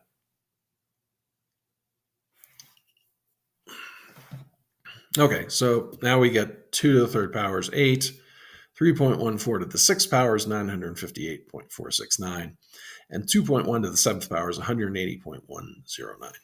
Okay, so that's a way we can use a template, function template, and then do different function types down here. Okay. All right. Now we're going to talk about non-template or non-type template args. So let's create another file here. Going to be a new C++ source file. Call this 027 non-type template args. Okay. And I'm going to fix up my CMake lists here. Okay. And we'll go back to here. And let's include our header file iostream. And we'll say we're using the standard namespace. And we're going to create our template. So let's do a template. We'll do a class T. But for the power, I'm just going to have it as an integer, no matter what the other type is. So I'm going to say int power. And then we're going to say that it's type T, whatever that type is. Do exponent. We'll pass in the base, which is of type T. Okay. And then I'm just going to create a product variable. Let's set that equal to 1. That'll be a type integer. I'm going to say for int I equals 0, I is less than power, I plus plus. Notice my power is an integer, so I don't have to typecast it as an int. And we'll say product equals product times base. I can write it this way as well instead of the shorthand. And I can return the product. I mean, that doesn't matter. I just felt I'd want to do it differently. Okay, and let's create our main function here. We'll return 0 at the end of that. And we'll do character output. We'll call the exponent function. It's going to be of type int.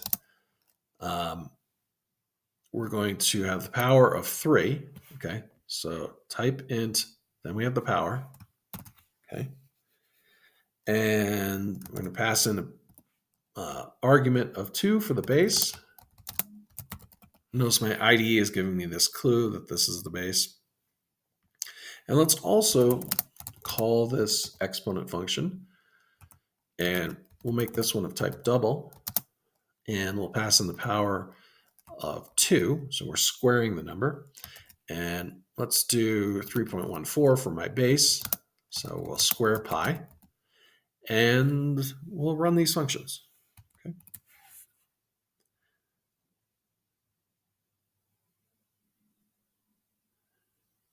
All right, and so we get 2 to the third power is 8. And this says pi squared is 9. So why is that? Well, maybe. Let's change this. See if we get a difference. Okay.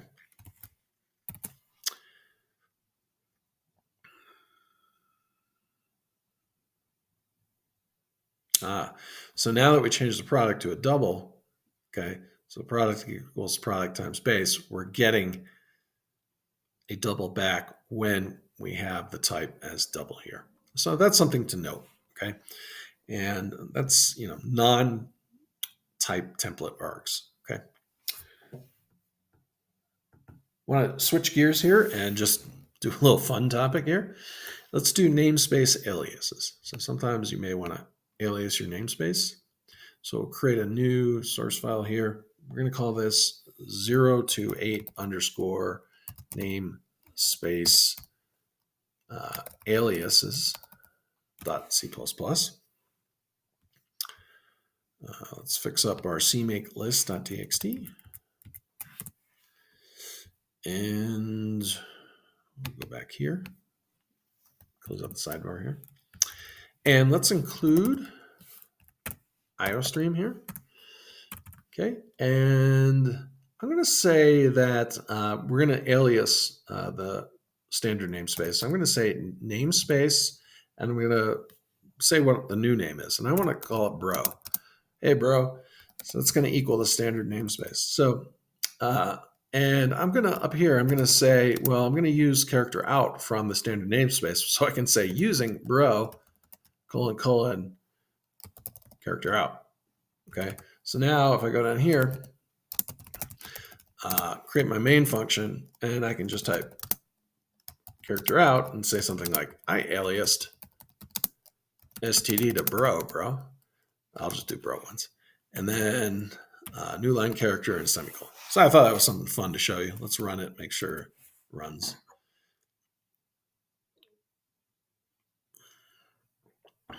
So I aliased std to bro. Well, there's just one bro, but anyways. All right, so that was a break.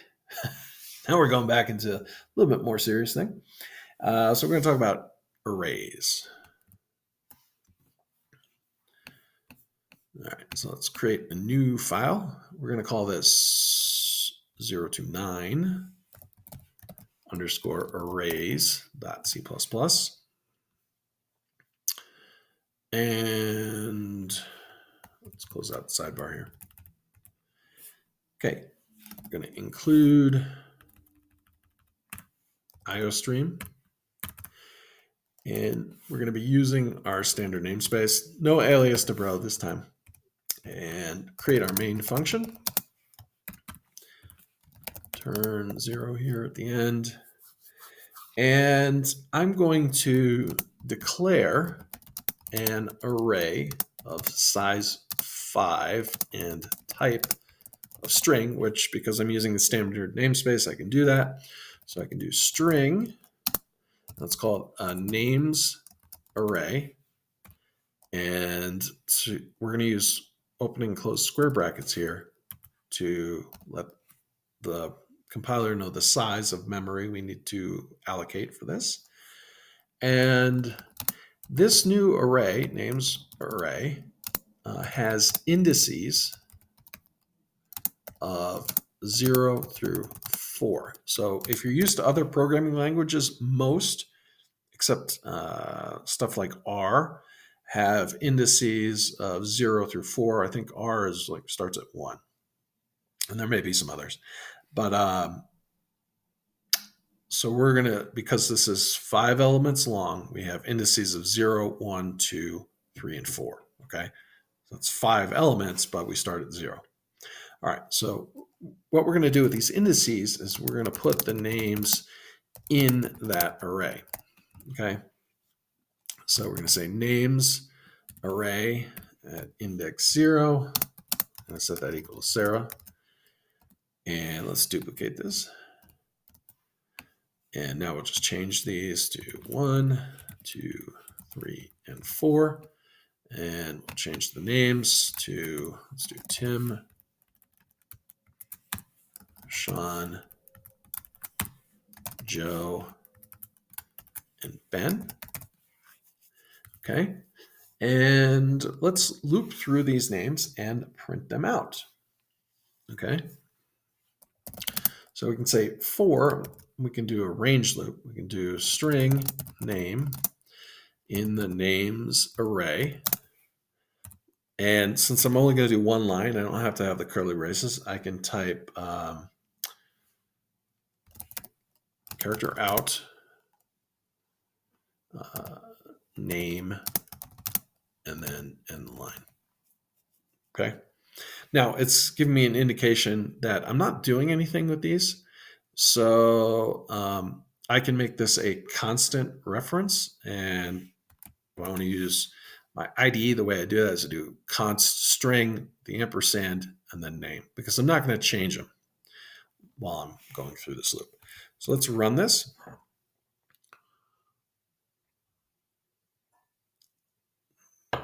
And I did not fix up my CMakes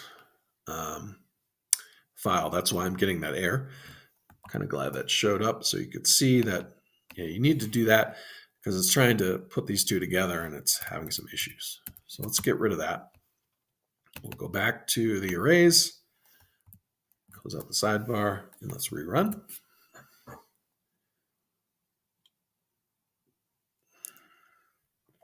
And here we go. So we start with Sarah, then we have Tim, Sean, Joe, and Ben. Okay, so we've gone through our names and printed them.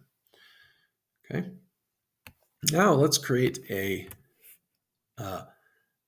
nums array of type int. So we'll say int nums array. It'll be of size 10, so 10 items. And let's fill it. So we'll say, we'll do a for loop. We'll say for int I equals 0, I is less than 10, I plus plus. So we'll increment through. Well, first off, let's print it to see what we get. So let's do our nums array at position I, and we'll print each value out, okay?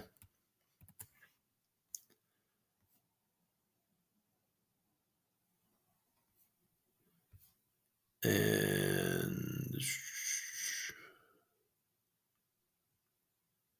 what is happening here? Unreachable code.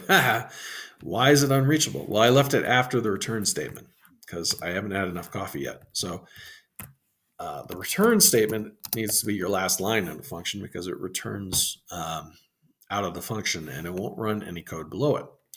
Okay, so I need to have that at the bottom. All right, so let's rebuild this. Okay, so we get all zeros, not all zeros. We get a 10, a negative 2 billion something, and then a bunch of zeros. Let's run it again. And we get mostly zeros this time. Let's run it again. And we get some other numbers in there. So we're getting basically garbage values because we haven't filled it. So let's now fill it, okay? So this is, this will print out garbage values. Let's now fill it with some non-garbage. All right, so let's fill it with values 1 through 10. And I want to note that we are going to redeclare I here with no problem because I is scoped only to this for loop. So we can redeclare it in this other for loop and it's, there's no conflict. So we're going to say for int I equals 0, I is less than 11. Actually, let's do 1. I is less than 11. Increment I up. And we're going to say the nums array. Remember, we start at 0, so we're going to do I minus 1 equals I. Okay. So we're going to fill the values. So we filled the values. And now we could go through and we could do something like, we could double the array values. Okay. And we'll say for int I equals 0, I is less than 10 because we're going off the indices now. I plus plus, we're going to say the nums array at position I equals the nums array at position I times 2. Okay. We could also do, if we don't want to do that, we want to do the shorthand like we did in the exponent function, we can do times equals 2. Okay. All right. And then now let's print them out. Okay. With the for range loop. So print out the array values with a for range loop. So we can go here and we can say for, I'm going to create an integer num. It's going to be each item in the array, and we'll say num's array, and we'll do a character out, print out the num, and then end the line. Okay. Let's now run this.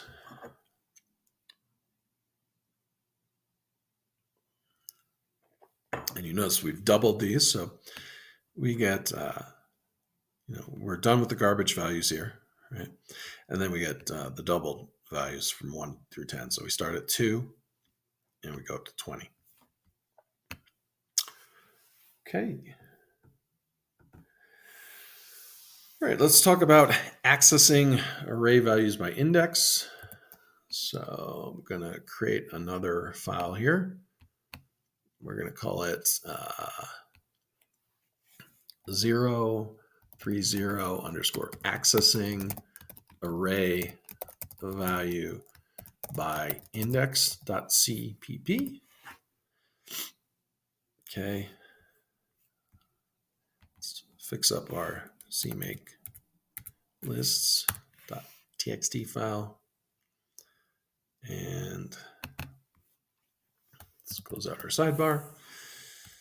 We'll include the IO stream header. And we're going to indicate we're using the standard namespace. Okay. Let's create our main function.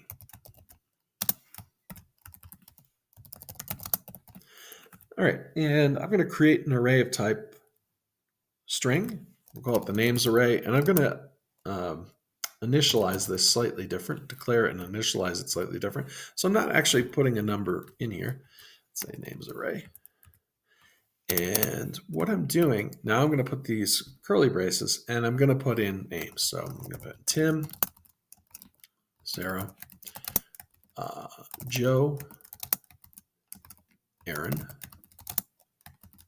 Sean, Ben, and Barb. And we'll put a semicolon here. Okay, so, and my IDE is giving me a little hint. This is at index 0, this is at index 1, this is index 2, and so on. And so now let's print out the first item in the array. That's like many other languages. We'll just do a character out, do the names array at position 0, and then we'll end this line. Okay, so that's going to print out the first name. So let's run that and confirm. Should print out Tim. And it does, so that works all well. Now we'll print out the last name in the array.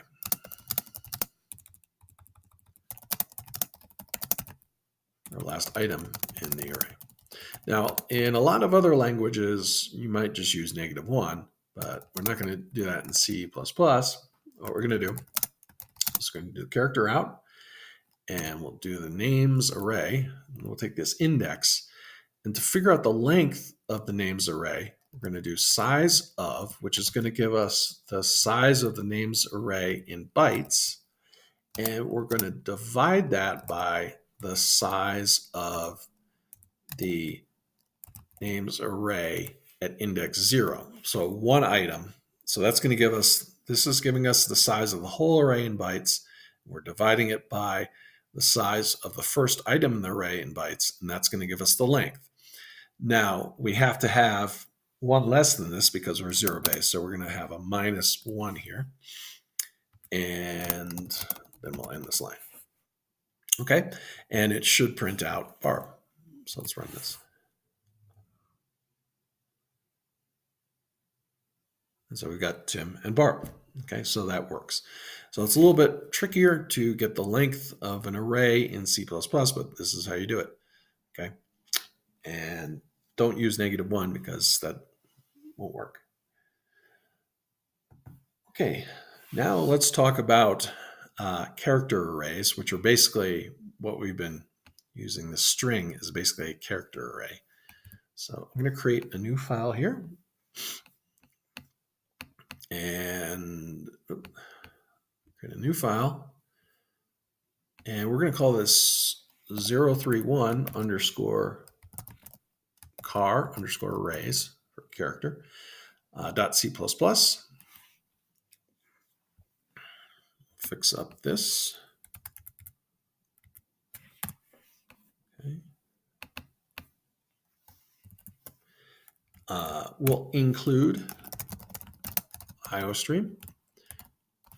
Okay, and we'll be, and this time we're just going to be using character out. So I'm not going to say that I'm using the whole namespace. I'm going to use type std : character out. Okay, and let's create our main function here. And it's better practice to just include what you're using. And we'll create a character array that is a string. Okay, so notice I'm not using std : string, so I can't use that here. All right, so I'm going to do f name, and that's going to be 4 items long, and I'm going to set that equal to Tim, and we'll explain that in a moment, because you may be going, oh wait, there's only 3 3 letters here. Why are you putting 4? So I'll explain that in a moment. And I'll do another character array. We'll call it lname. We'll make it 7 characters long, and we'll call this Unkert. Okay. And then we'll go ahead and we'll print this out. So we'll say my first name is, do f name, and we'll end. Whoa. Went a little too crazy there. We'll end with a period and a newline character, and we'll also print out my last name is, do lname here, and we'll end with a period and a newline character. And yeah, let's run this.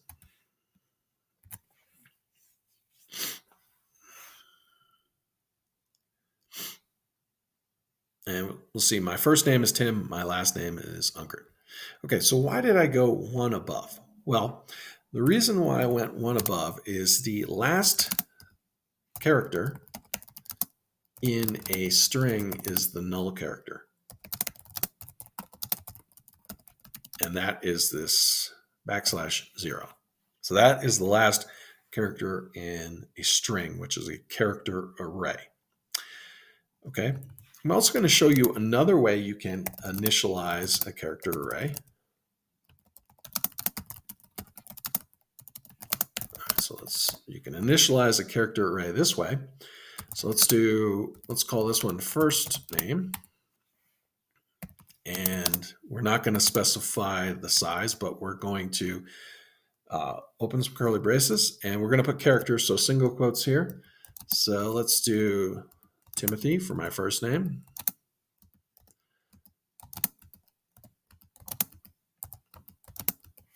Okay, and notice I'm going to put the null character at the end here. Okay, and then let's do my last name. Okay, and we'll do, again, single quotes.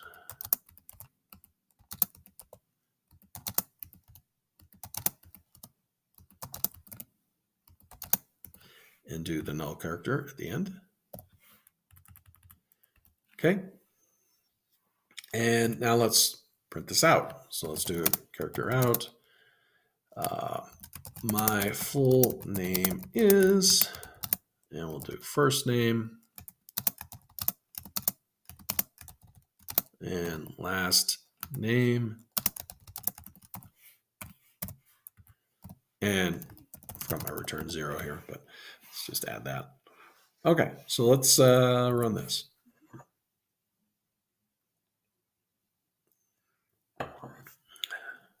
So we get my full name is Timothy Unkert. Okay, so that's another way we can do character arrays. All right.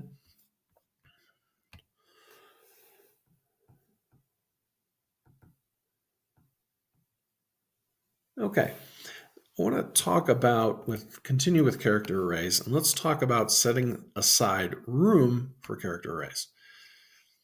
So let's create a new file here, And we're going to call this 032 underscore setting aside room for character arrays. That's kind of a long line, .c++. And I'll fix up our CMakes lists here. Okay. And let's close this out.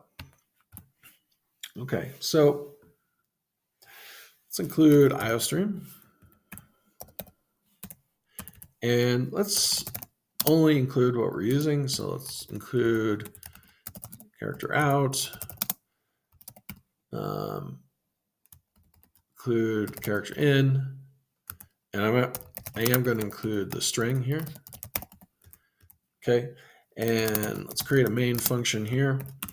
And we want to leave space. If we're going to ask someone for their full name, we want to leave space for it. So I'm going to say character full name, and I'm going to leave 50 characters. And this is going to give us really 49 characters for the name, because the last character is the null character.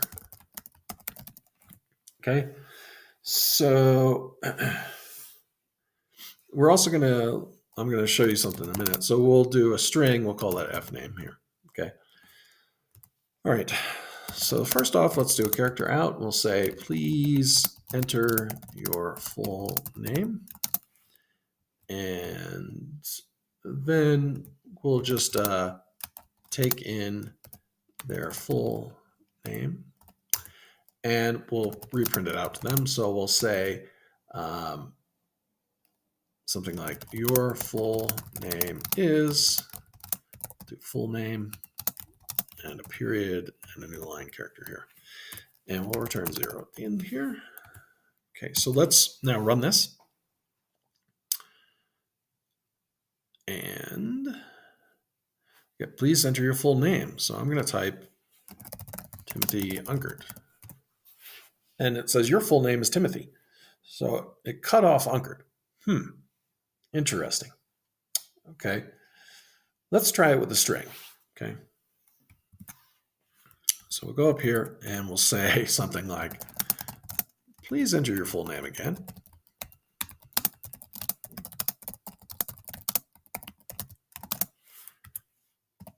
And we'll go into the one that we call your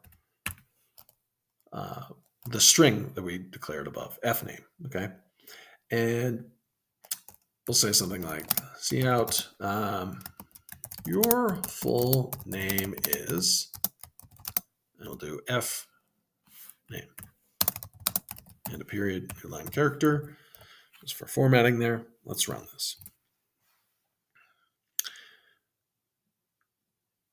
Okay, so please enter your full name. So I'm going to do Timothy Unkert.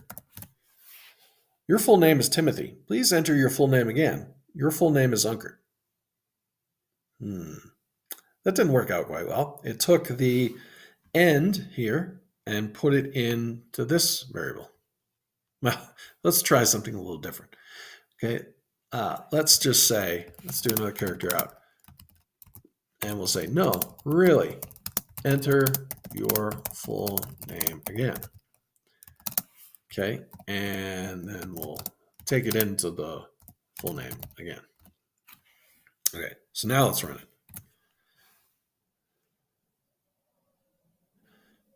And actually, let me stop this first because I want to print this out. Last part, let's print it out. Say your full name is f name. And we'll do a new line character here. And let's now run it. Okay. Let's see if it works this time. All right, so I'm going to type my full name, Timothy Unkert. No, it didn't work. Again. No, really enter your full name again. Okay, now I'll enter Timothy. Your full name is Timothy. So both the character array and the string they cut off once I have that space. Okay, but we can fix that. And that's what the next file I'm going to talk about. So we're going to create a new file. And so we'll do a new source file here. We'll call this one 033 underscore std underscore getline.c++.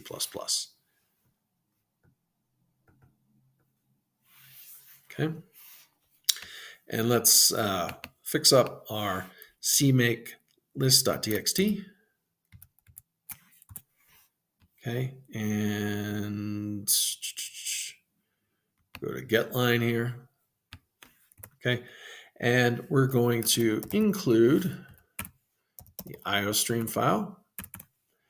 And we're going to just include what we need. So we're going to do using std : cout, using std : cin, using std : getline. Okay, it's a new one. And using std : string. Okay. All right, let's create our main function here. Return 0. And we'll create a string. We'll call this full name. And we'll instruct the user to enter your full name. Okay. And then what we're going to use is we're going to use this getLine. So we're going to type getLine and then cin and then the name of the variable, full name. Okay. And my ID is crowding me with this stuff. Okay. And so now we'll output it. We'll say, and let me get rid of the side here. We'll say your full name is, and we'll do full name here and do a period and our new line character.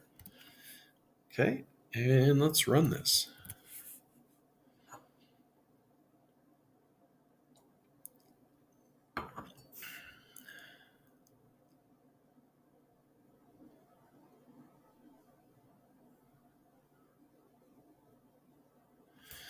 Let's say enter your full name. My full name is Timothy Unkert.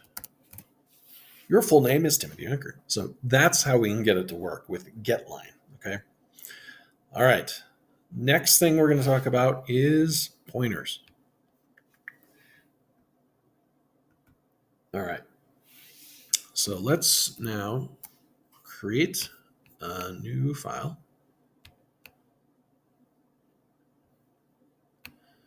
We're going to call this 034 underscore pointers .c++. Okay. We'll fix up our cmake list.txt file. Okay. Go back to our pointers file and get rid of the sidebar. All right. So I'm going to include IOStream here. We'll let them know we're using, or let the program We'll let the program know that we're using the standard namespace.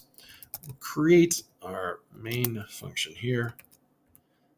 Make sure to return 0.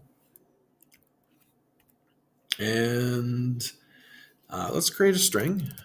Let's call it my name and set it to my name. So Timothy Unkert. Okay. And now I want to create a pointer and I want to set it equal to the address of my name. So I'm going to use the same type. So string, and then I'm going to use this asterisk here to indicate I'm declaring a pointer. So my name location, so the location in memory.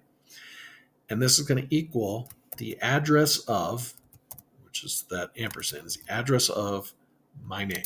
Okay, so let's make a comment here. So my name location is equal to the address of my name.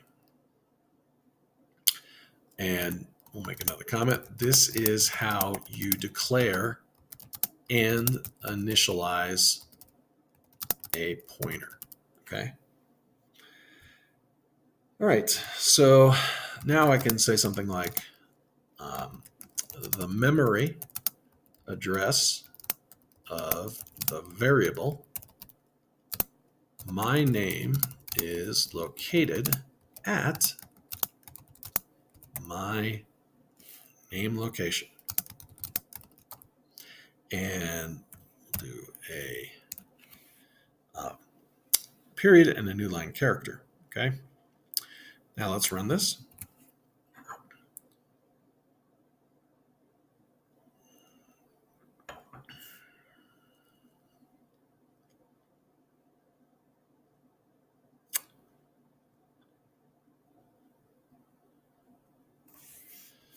And what's going on here?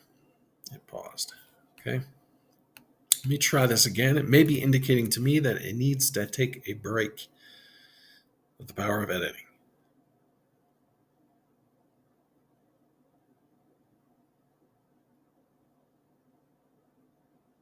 It's building. Okay. You can see it's building here. I think it's going to need to take a break.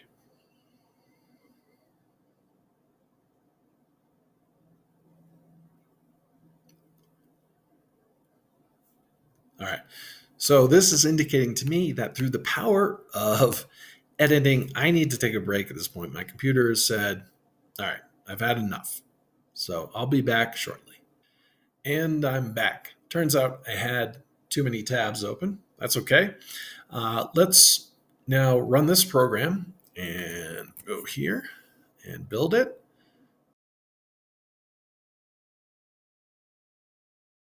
Variable my name is located here. So this is our memory address. All right. So we have our pointer pointing to this address in memory. All right. So let's also talk about creating a pointer and just declaring it. Okay. So I'm going to declare a pointer of type character. So I'm going to do char my grade location, and I'm just going to declare my pointer. Okay.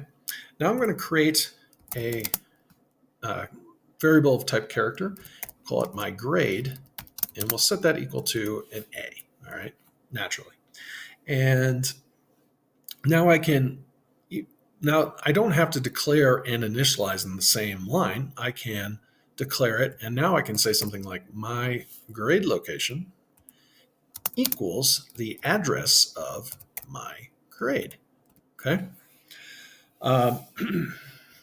So that's one way we can do it. Now we could do a character out, and we could say something like the variable my grade is located at my grade location in memory. All right. And now if we run this, we'll get that location. Okay. So we've got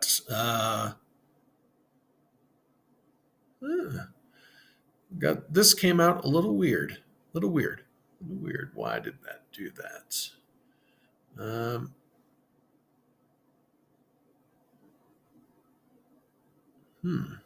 That's interesting. Let's just try this. Let's run it again.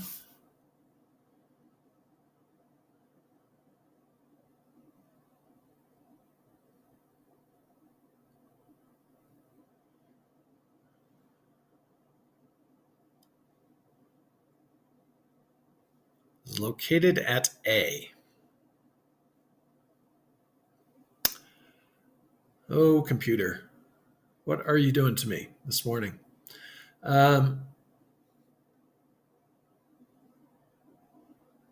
Yeah, let's try it one more time.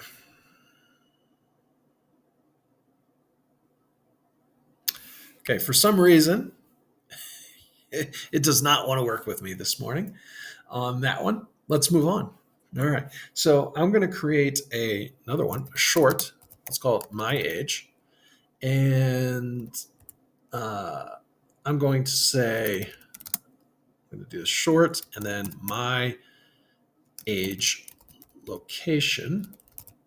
And we'll declare and initialize this to the address of my age. Okay. And let's try this one.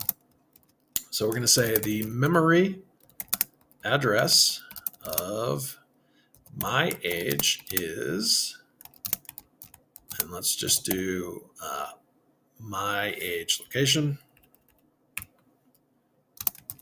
And let's end it like that. And let's run it.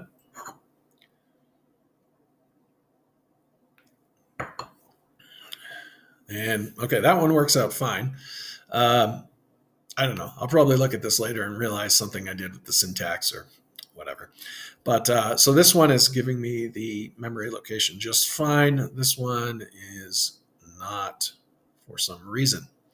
That's okay. All right. So that is a little bit about pointers. We can also dereference a pointer. And what we could do is we could create a new variable of type short and just call it age and say it equals, we're going to dereference the age location. And so this is dereferencing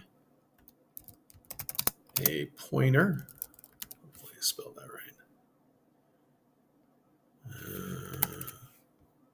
No, dereferencing a pointer.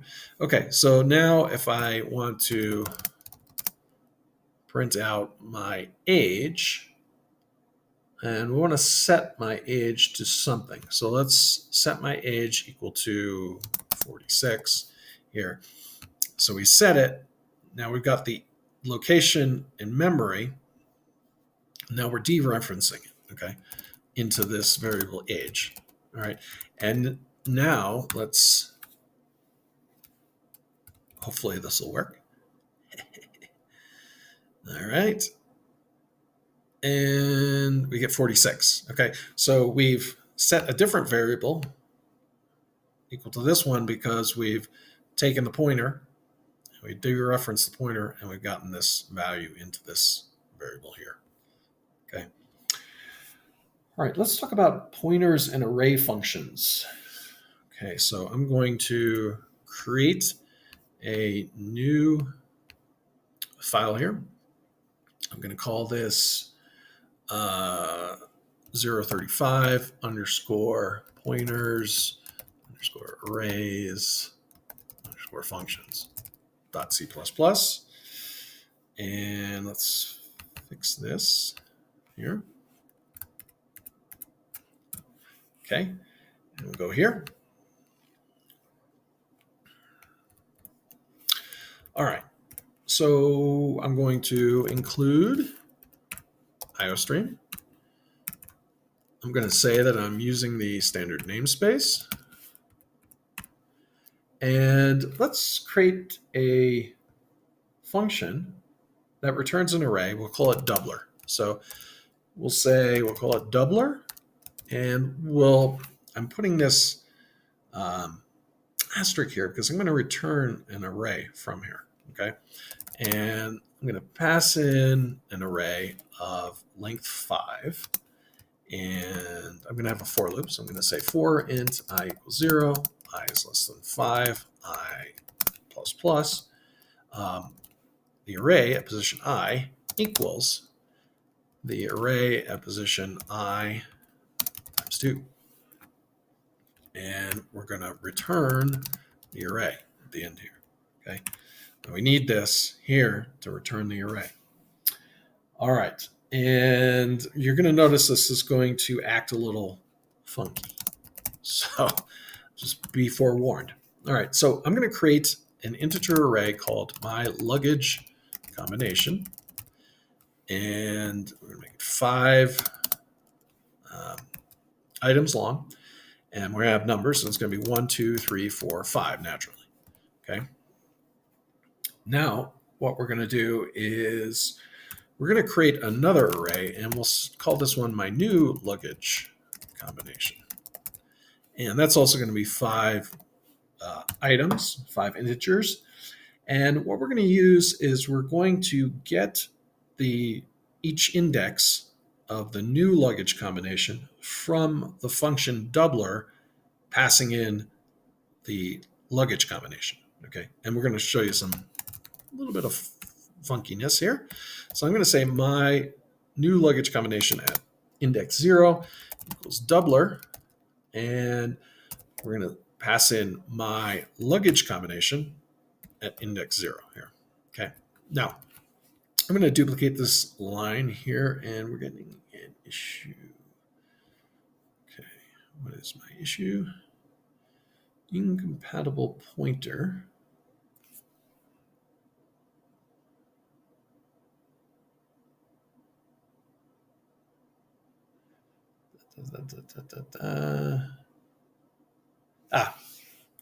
My bad. What I have to do is put the index after here. Okay, so it's returning an array, but I want to put what it's returning at index 0 into here. Okay, my bad. All right, let's duplicate this line, and I'm going to change this to 1, 2, 3, and 4. So we'll go through each of these indices, and we'll go 1, 2, 3, and 4. And then I'm going to show you something a little interesting with this, and maybe a workaround without returning an array. Okay, so we're going to do a for range loop. So we'll say for int combo num is what I'm going to call it, in my new luggage combination. What I want to do is just do character out combo num, and then we'll just do a new line character at the end. We'll return 0 at the end of our main function. And let's go ahead and run this.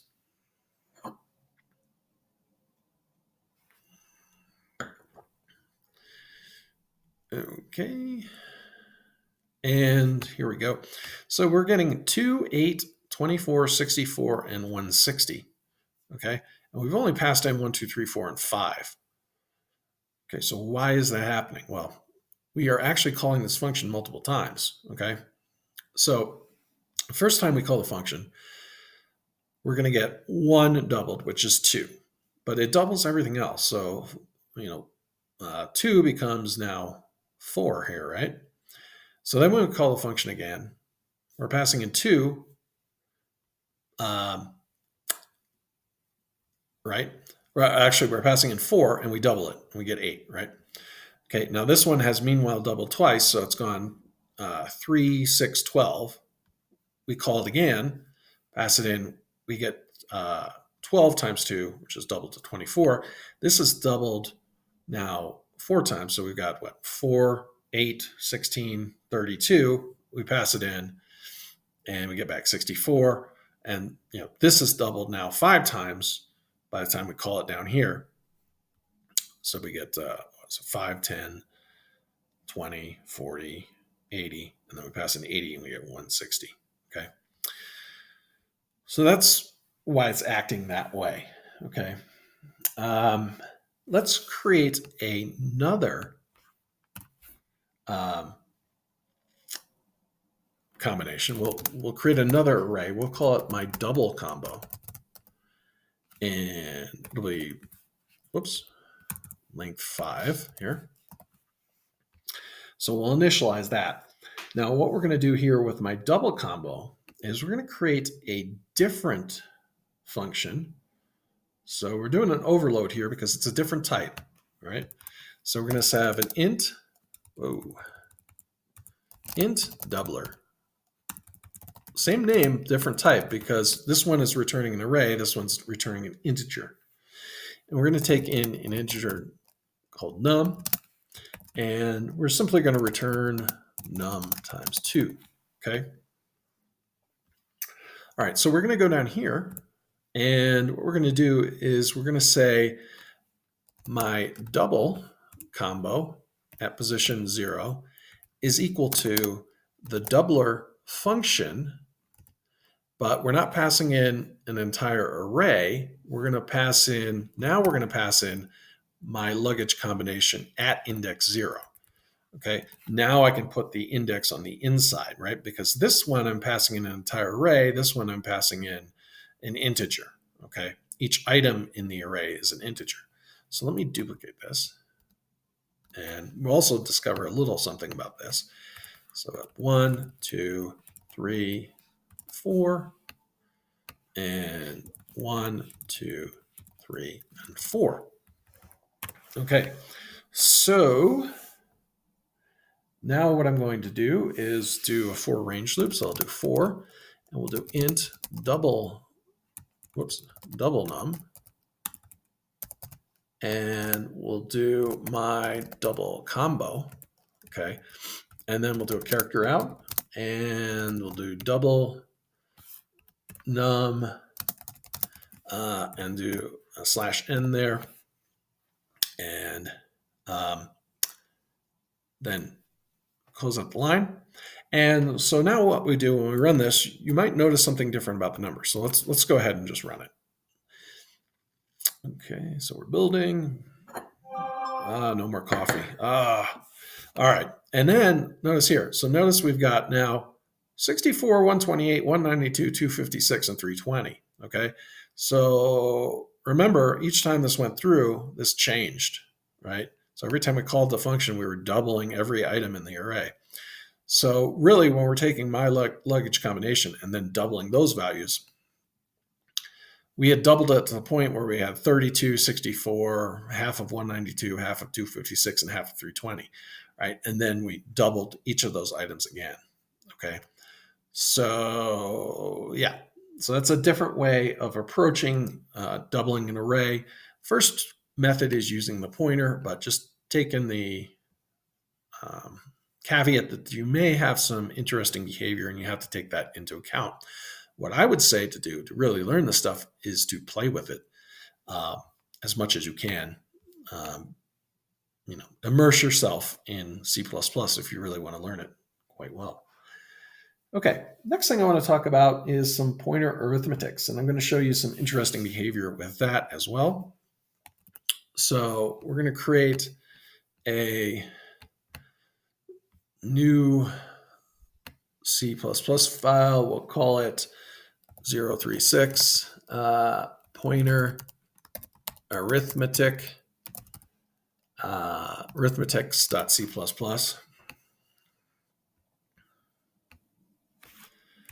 And we're going to close that out. And let's include IOStream. And we'll also be using the standard namespace here. And we're going to create a main function. Okay. And let's create some pointers. So we're going to do a pointer of type short, and we'll have this, we'll call this my short pointer, as I am a master at naming these things. And we'll have a pointer of type int, and we'll call this my int pointer. We'll have long, and we'll call this my long pointer. And we're going to have a short, which is called my short. I'm really thinking on these names. An int called my int. We'll set that equal to 2. And a long called my long, and we'll set that equal to 3. Okay. And then we'll say my short pointer equals the address of my short. My int pointer equals the address of my int.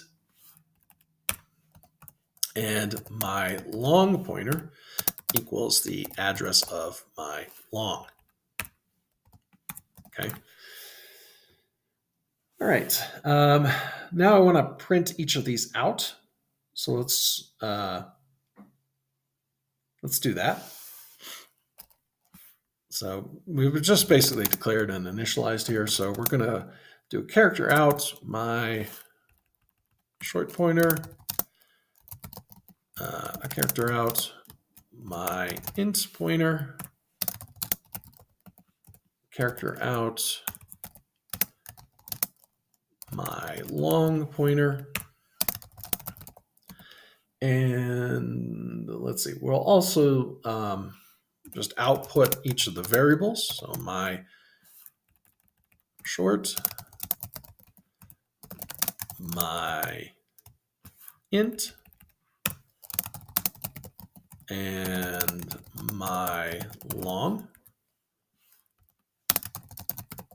Okay. All right, let's run it at this point. We'll have a return 0 here at the end. Go ahead and run it. I'm trying to get the last drops of coffee.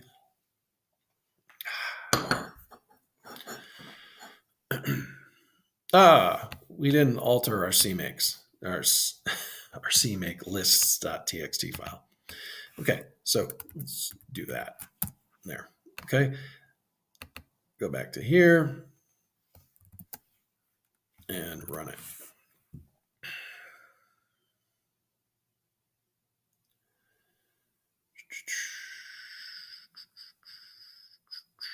Okay, so we get the addresses in memory. So 118826, 118820, 118818, and then we get the numbers. That's expected. No biggie there. Now let's dereference these pointers and see what we get. So we're going to do character out. We'll dereference my short pointer. Character out will dereference my int pointer.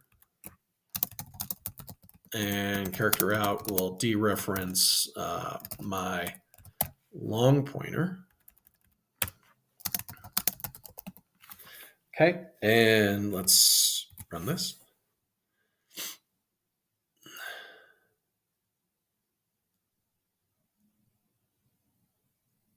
And we get 1, 2, 3. So the numbers, right? Because this points to an address in memory, but then we got the value from the address in memory by dereferencing it. Cool. All right, so now what we're going to add is we're going to add 1 to the pointer before we do the character out, okay? So let's just actually make this easy. Copy this and paste it. And instead of the asterisk here, we're going to add it before we print it out by doing the plus plus. Okay. And let's actually go here. And what I'm going to do is I am going to actually go here, go up, highlight this stuff, and just comment it out. So when we run this, we'll just see the change in the pointer values.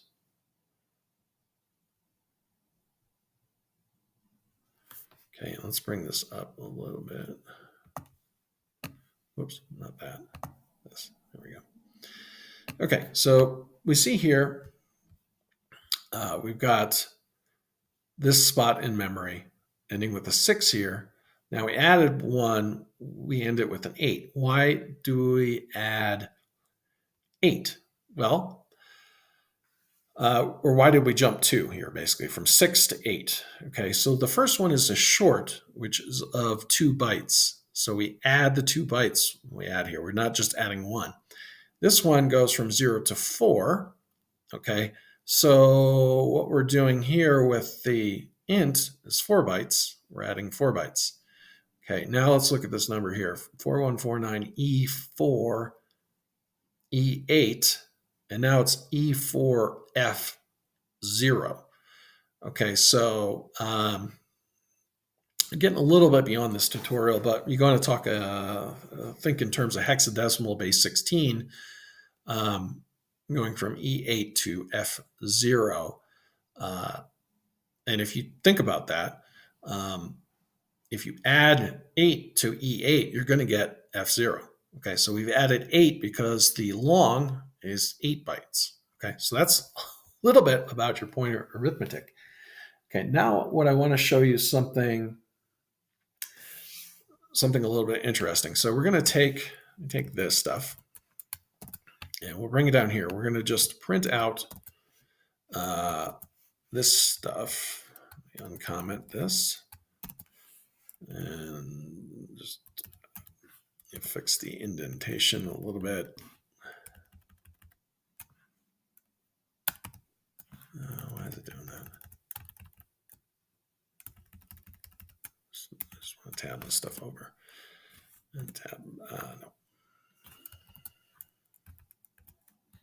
Okay. No, I didn't want to tab that over. I don't know why I did that. Sorry. Caffeine is still not kicking in. All right. So anyways, I want to print this stuff out, and we'll see if these are altered because I altered the pointers. And drum roll. Are they altered? No. Okay. But if we go ahead now, let's take this stuff, copy it, and we'll bring it down here. And we will dereference this stuff, the new pointers, now that we've added.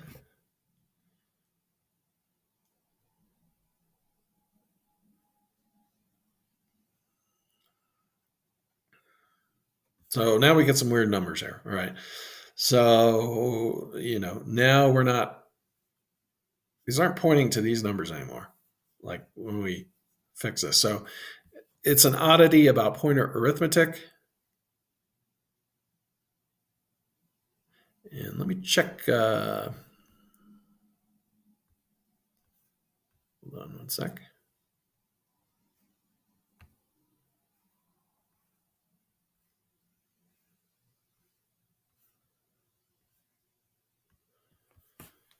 Check to see if I'm recording here.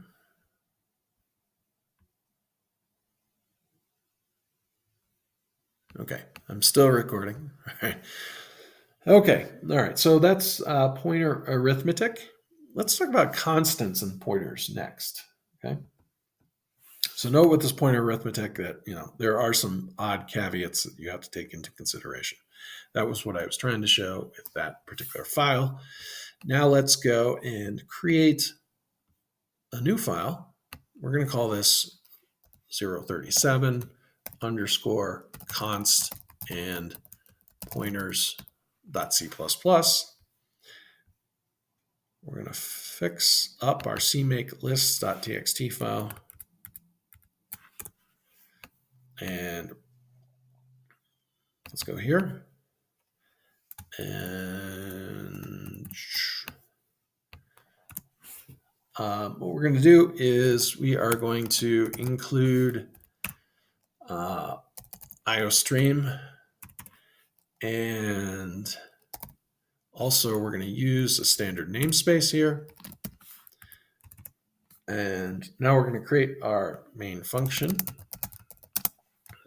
So previously we had not been using pointers for constants, but we can do that. So we have a constant double pi. Let's set that equal to 3.141592. And we can also have a pointer of the type const. That's a double. So a constant double pointer. And we'll call this pi pointer. And we can set pi pointer equal to the address of pi. And that works all good. Okay, so we can do that. Just wanted to point that out. That was a very short file. Let's create another file. And we're going to call this one new and delete. And we'll give it a number of 038. So 038 new and delete. .c++, and let's click OK and go to our cmakelist file and alter that. Okay.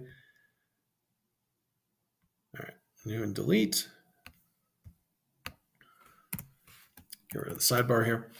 Let's include IOStream here, and we'll use the standard namespace. And we're going to create a main function and return 0. And here we're going to say we're going to create an integer called n. And what we'll do is we are going to do some dynamic programming here, and we are going to enter the number of elements of the array you want to double. And we're going to take in a value for n, for the integer n.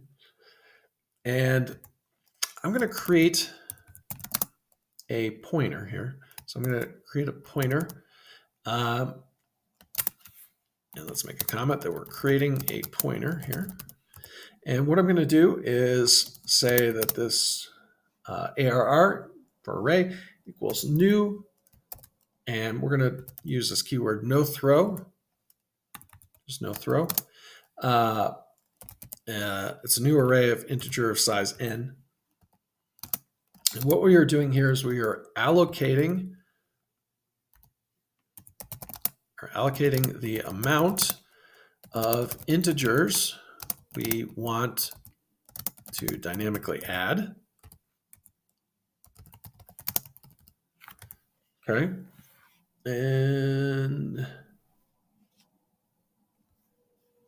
And now what we're going to do is we're going to handle if there's an exception.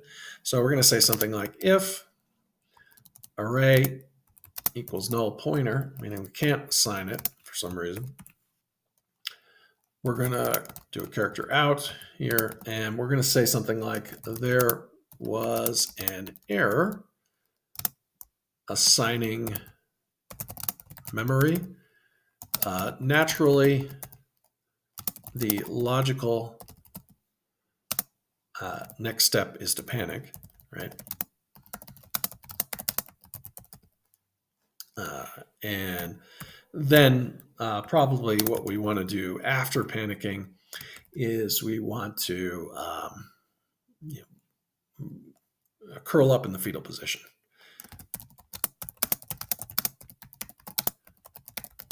No, my program is not working. Ah! Okay. But no, in actuality, if this happened, we'd do something to handle it, not just output this to the console. Maybe do something a little bit more appropriate. Okay, let me neaten up this code a little bit. Okay, all right. So what we want to do now is print out each item of the array. So we're going to say for int I equals 0, I is less than n, I plus plus. What we're going to do is we're going to do a character out and do an array at index I, and we'll leave a space here. And so let's print this out. Let's run this program.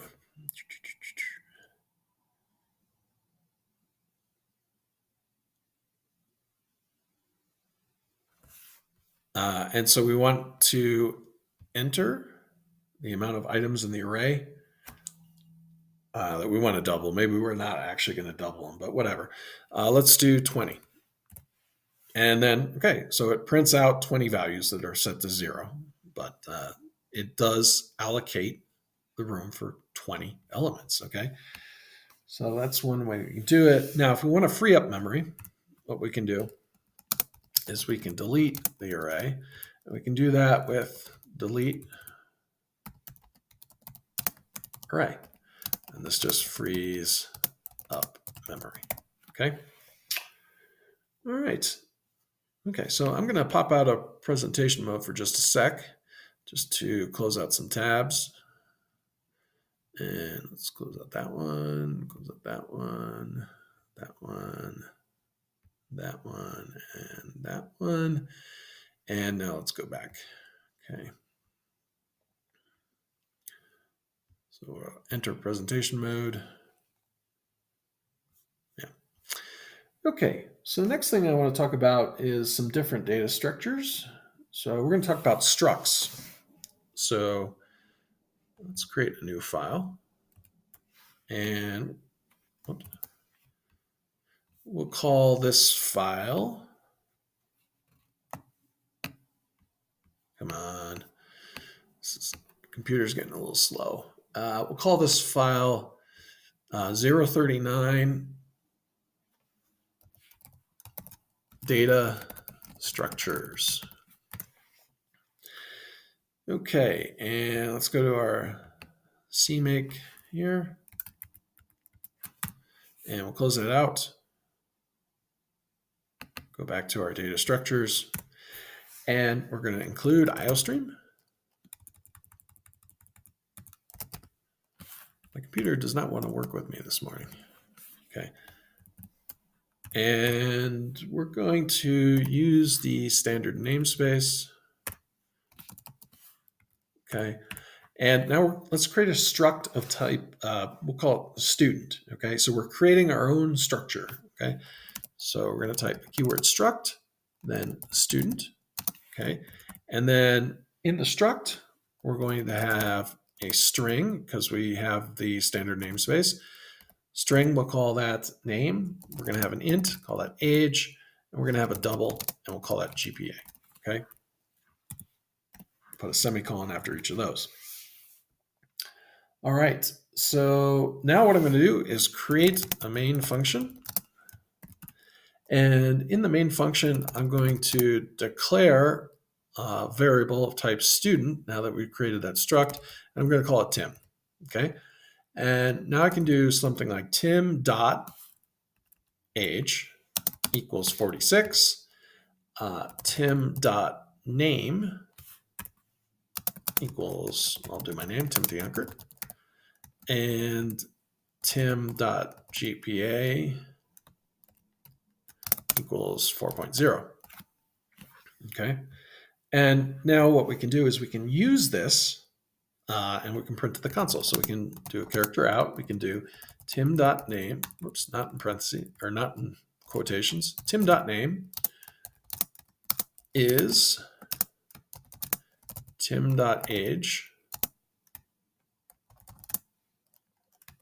years old and has a GPA of tim.gpa. And we'll do a new line character there. Okay. All right. And we can actually create a pointer to this struct as well. So let's do that. Let's make a comment that will create a pointer to a struct. To do that, we'll create a pointer of type student and do it and call it Tim loc for Tim location. And we can say Tim loc equals the address of Tim. And actually, you include my return 0 here while I am thinking of it. And now we can do a character out and print out the memory address. So we can say the memory address of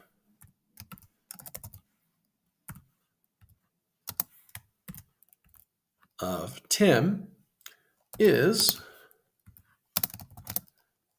Tim loc, and put a period line character there. Okay, so now we can run this. We can get we can print out, well, we're printing out to the console here in a moment. I don't know why this is taking so long to build, but there it is.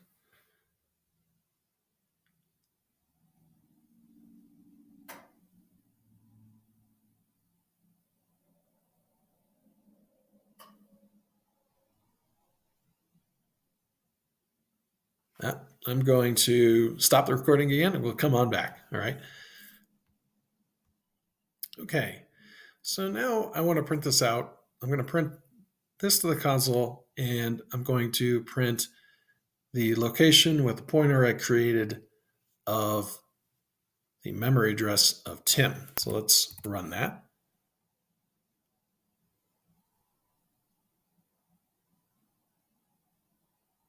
And we've got Timothy Unkert is 46 years old and has a GPA of 4.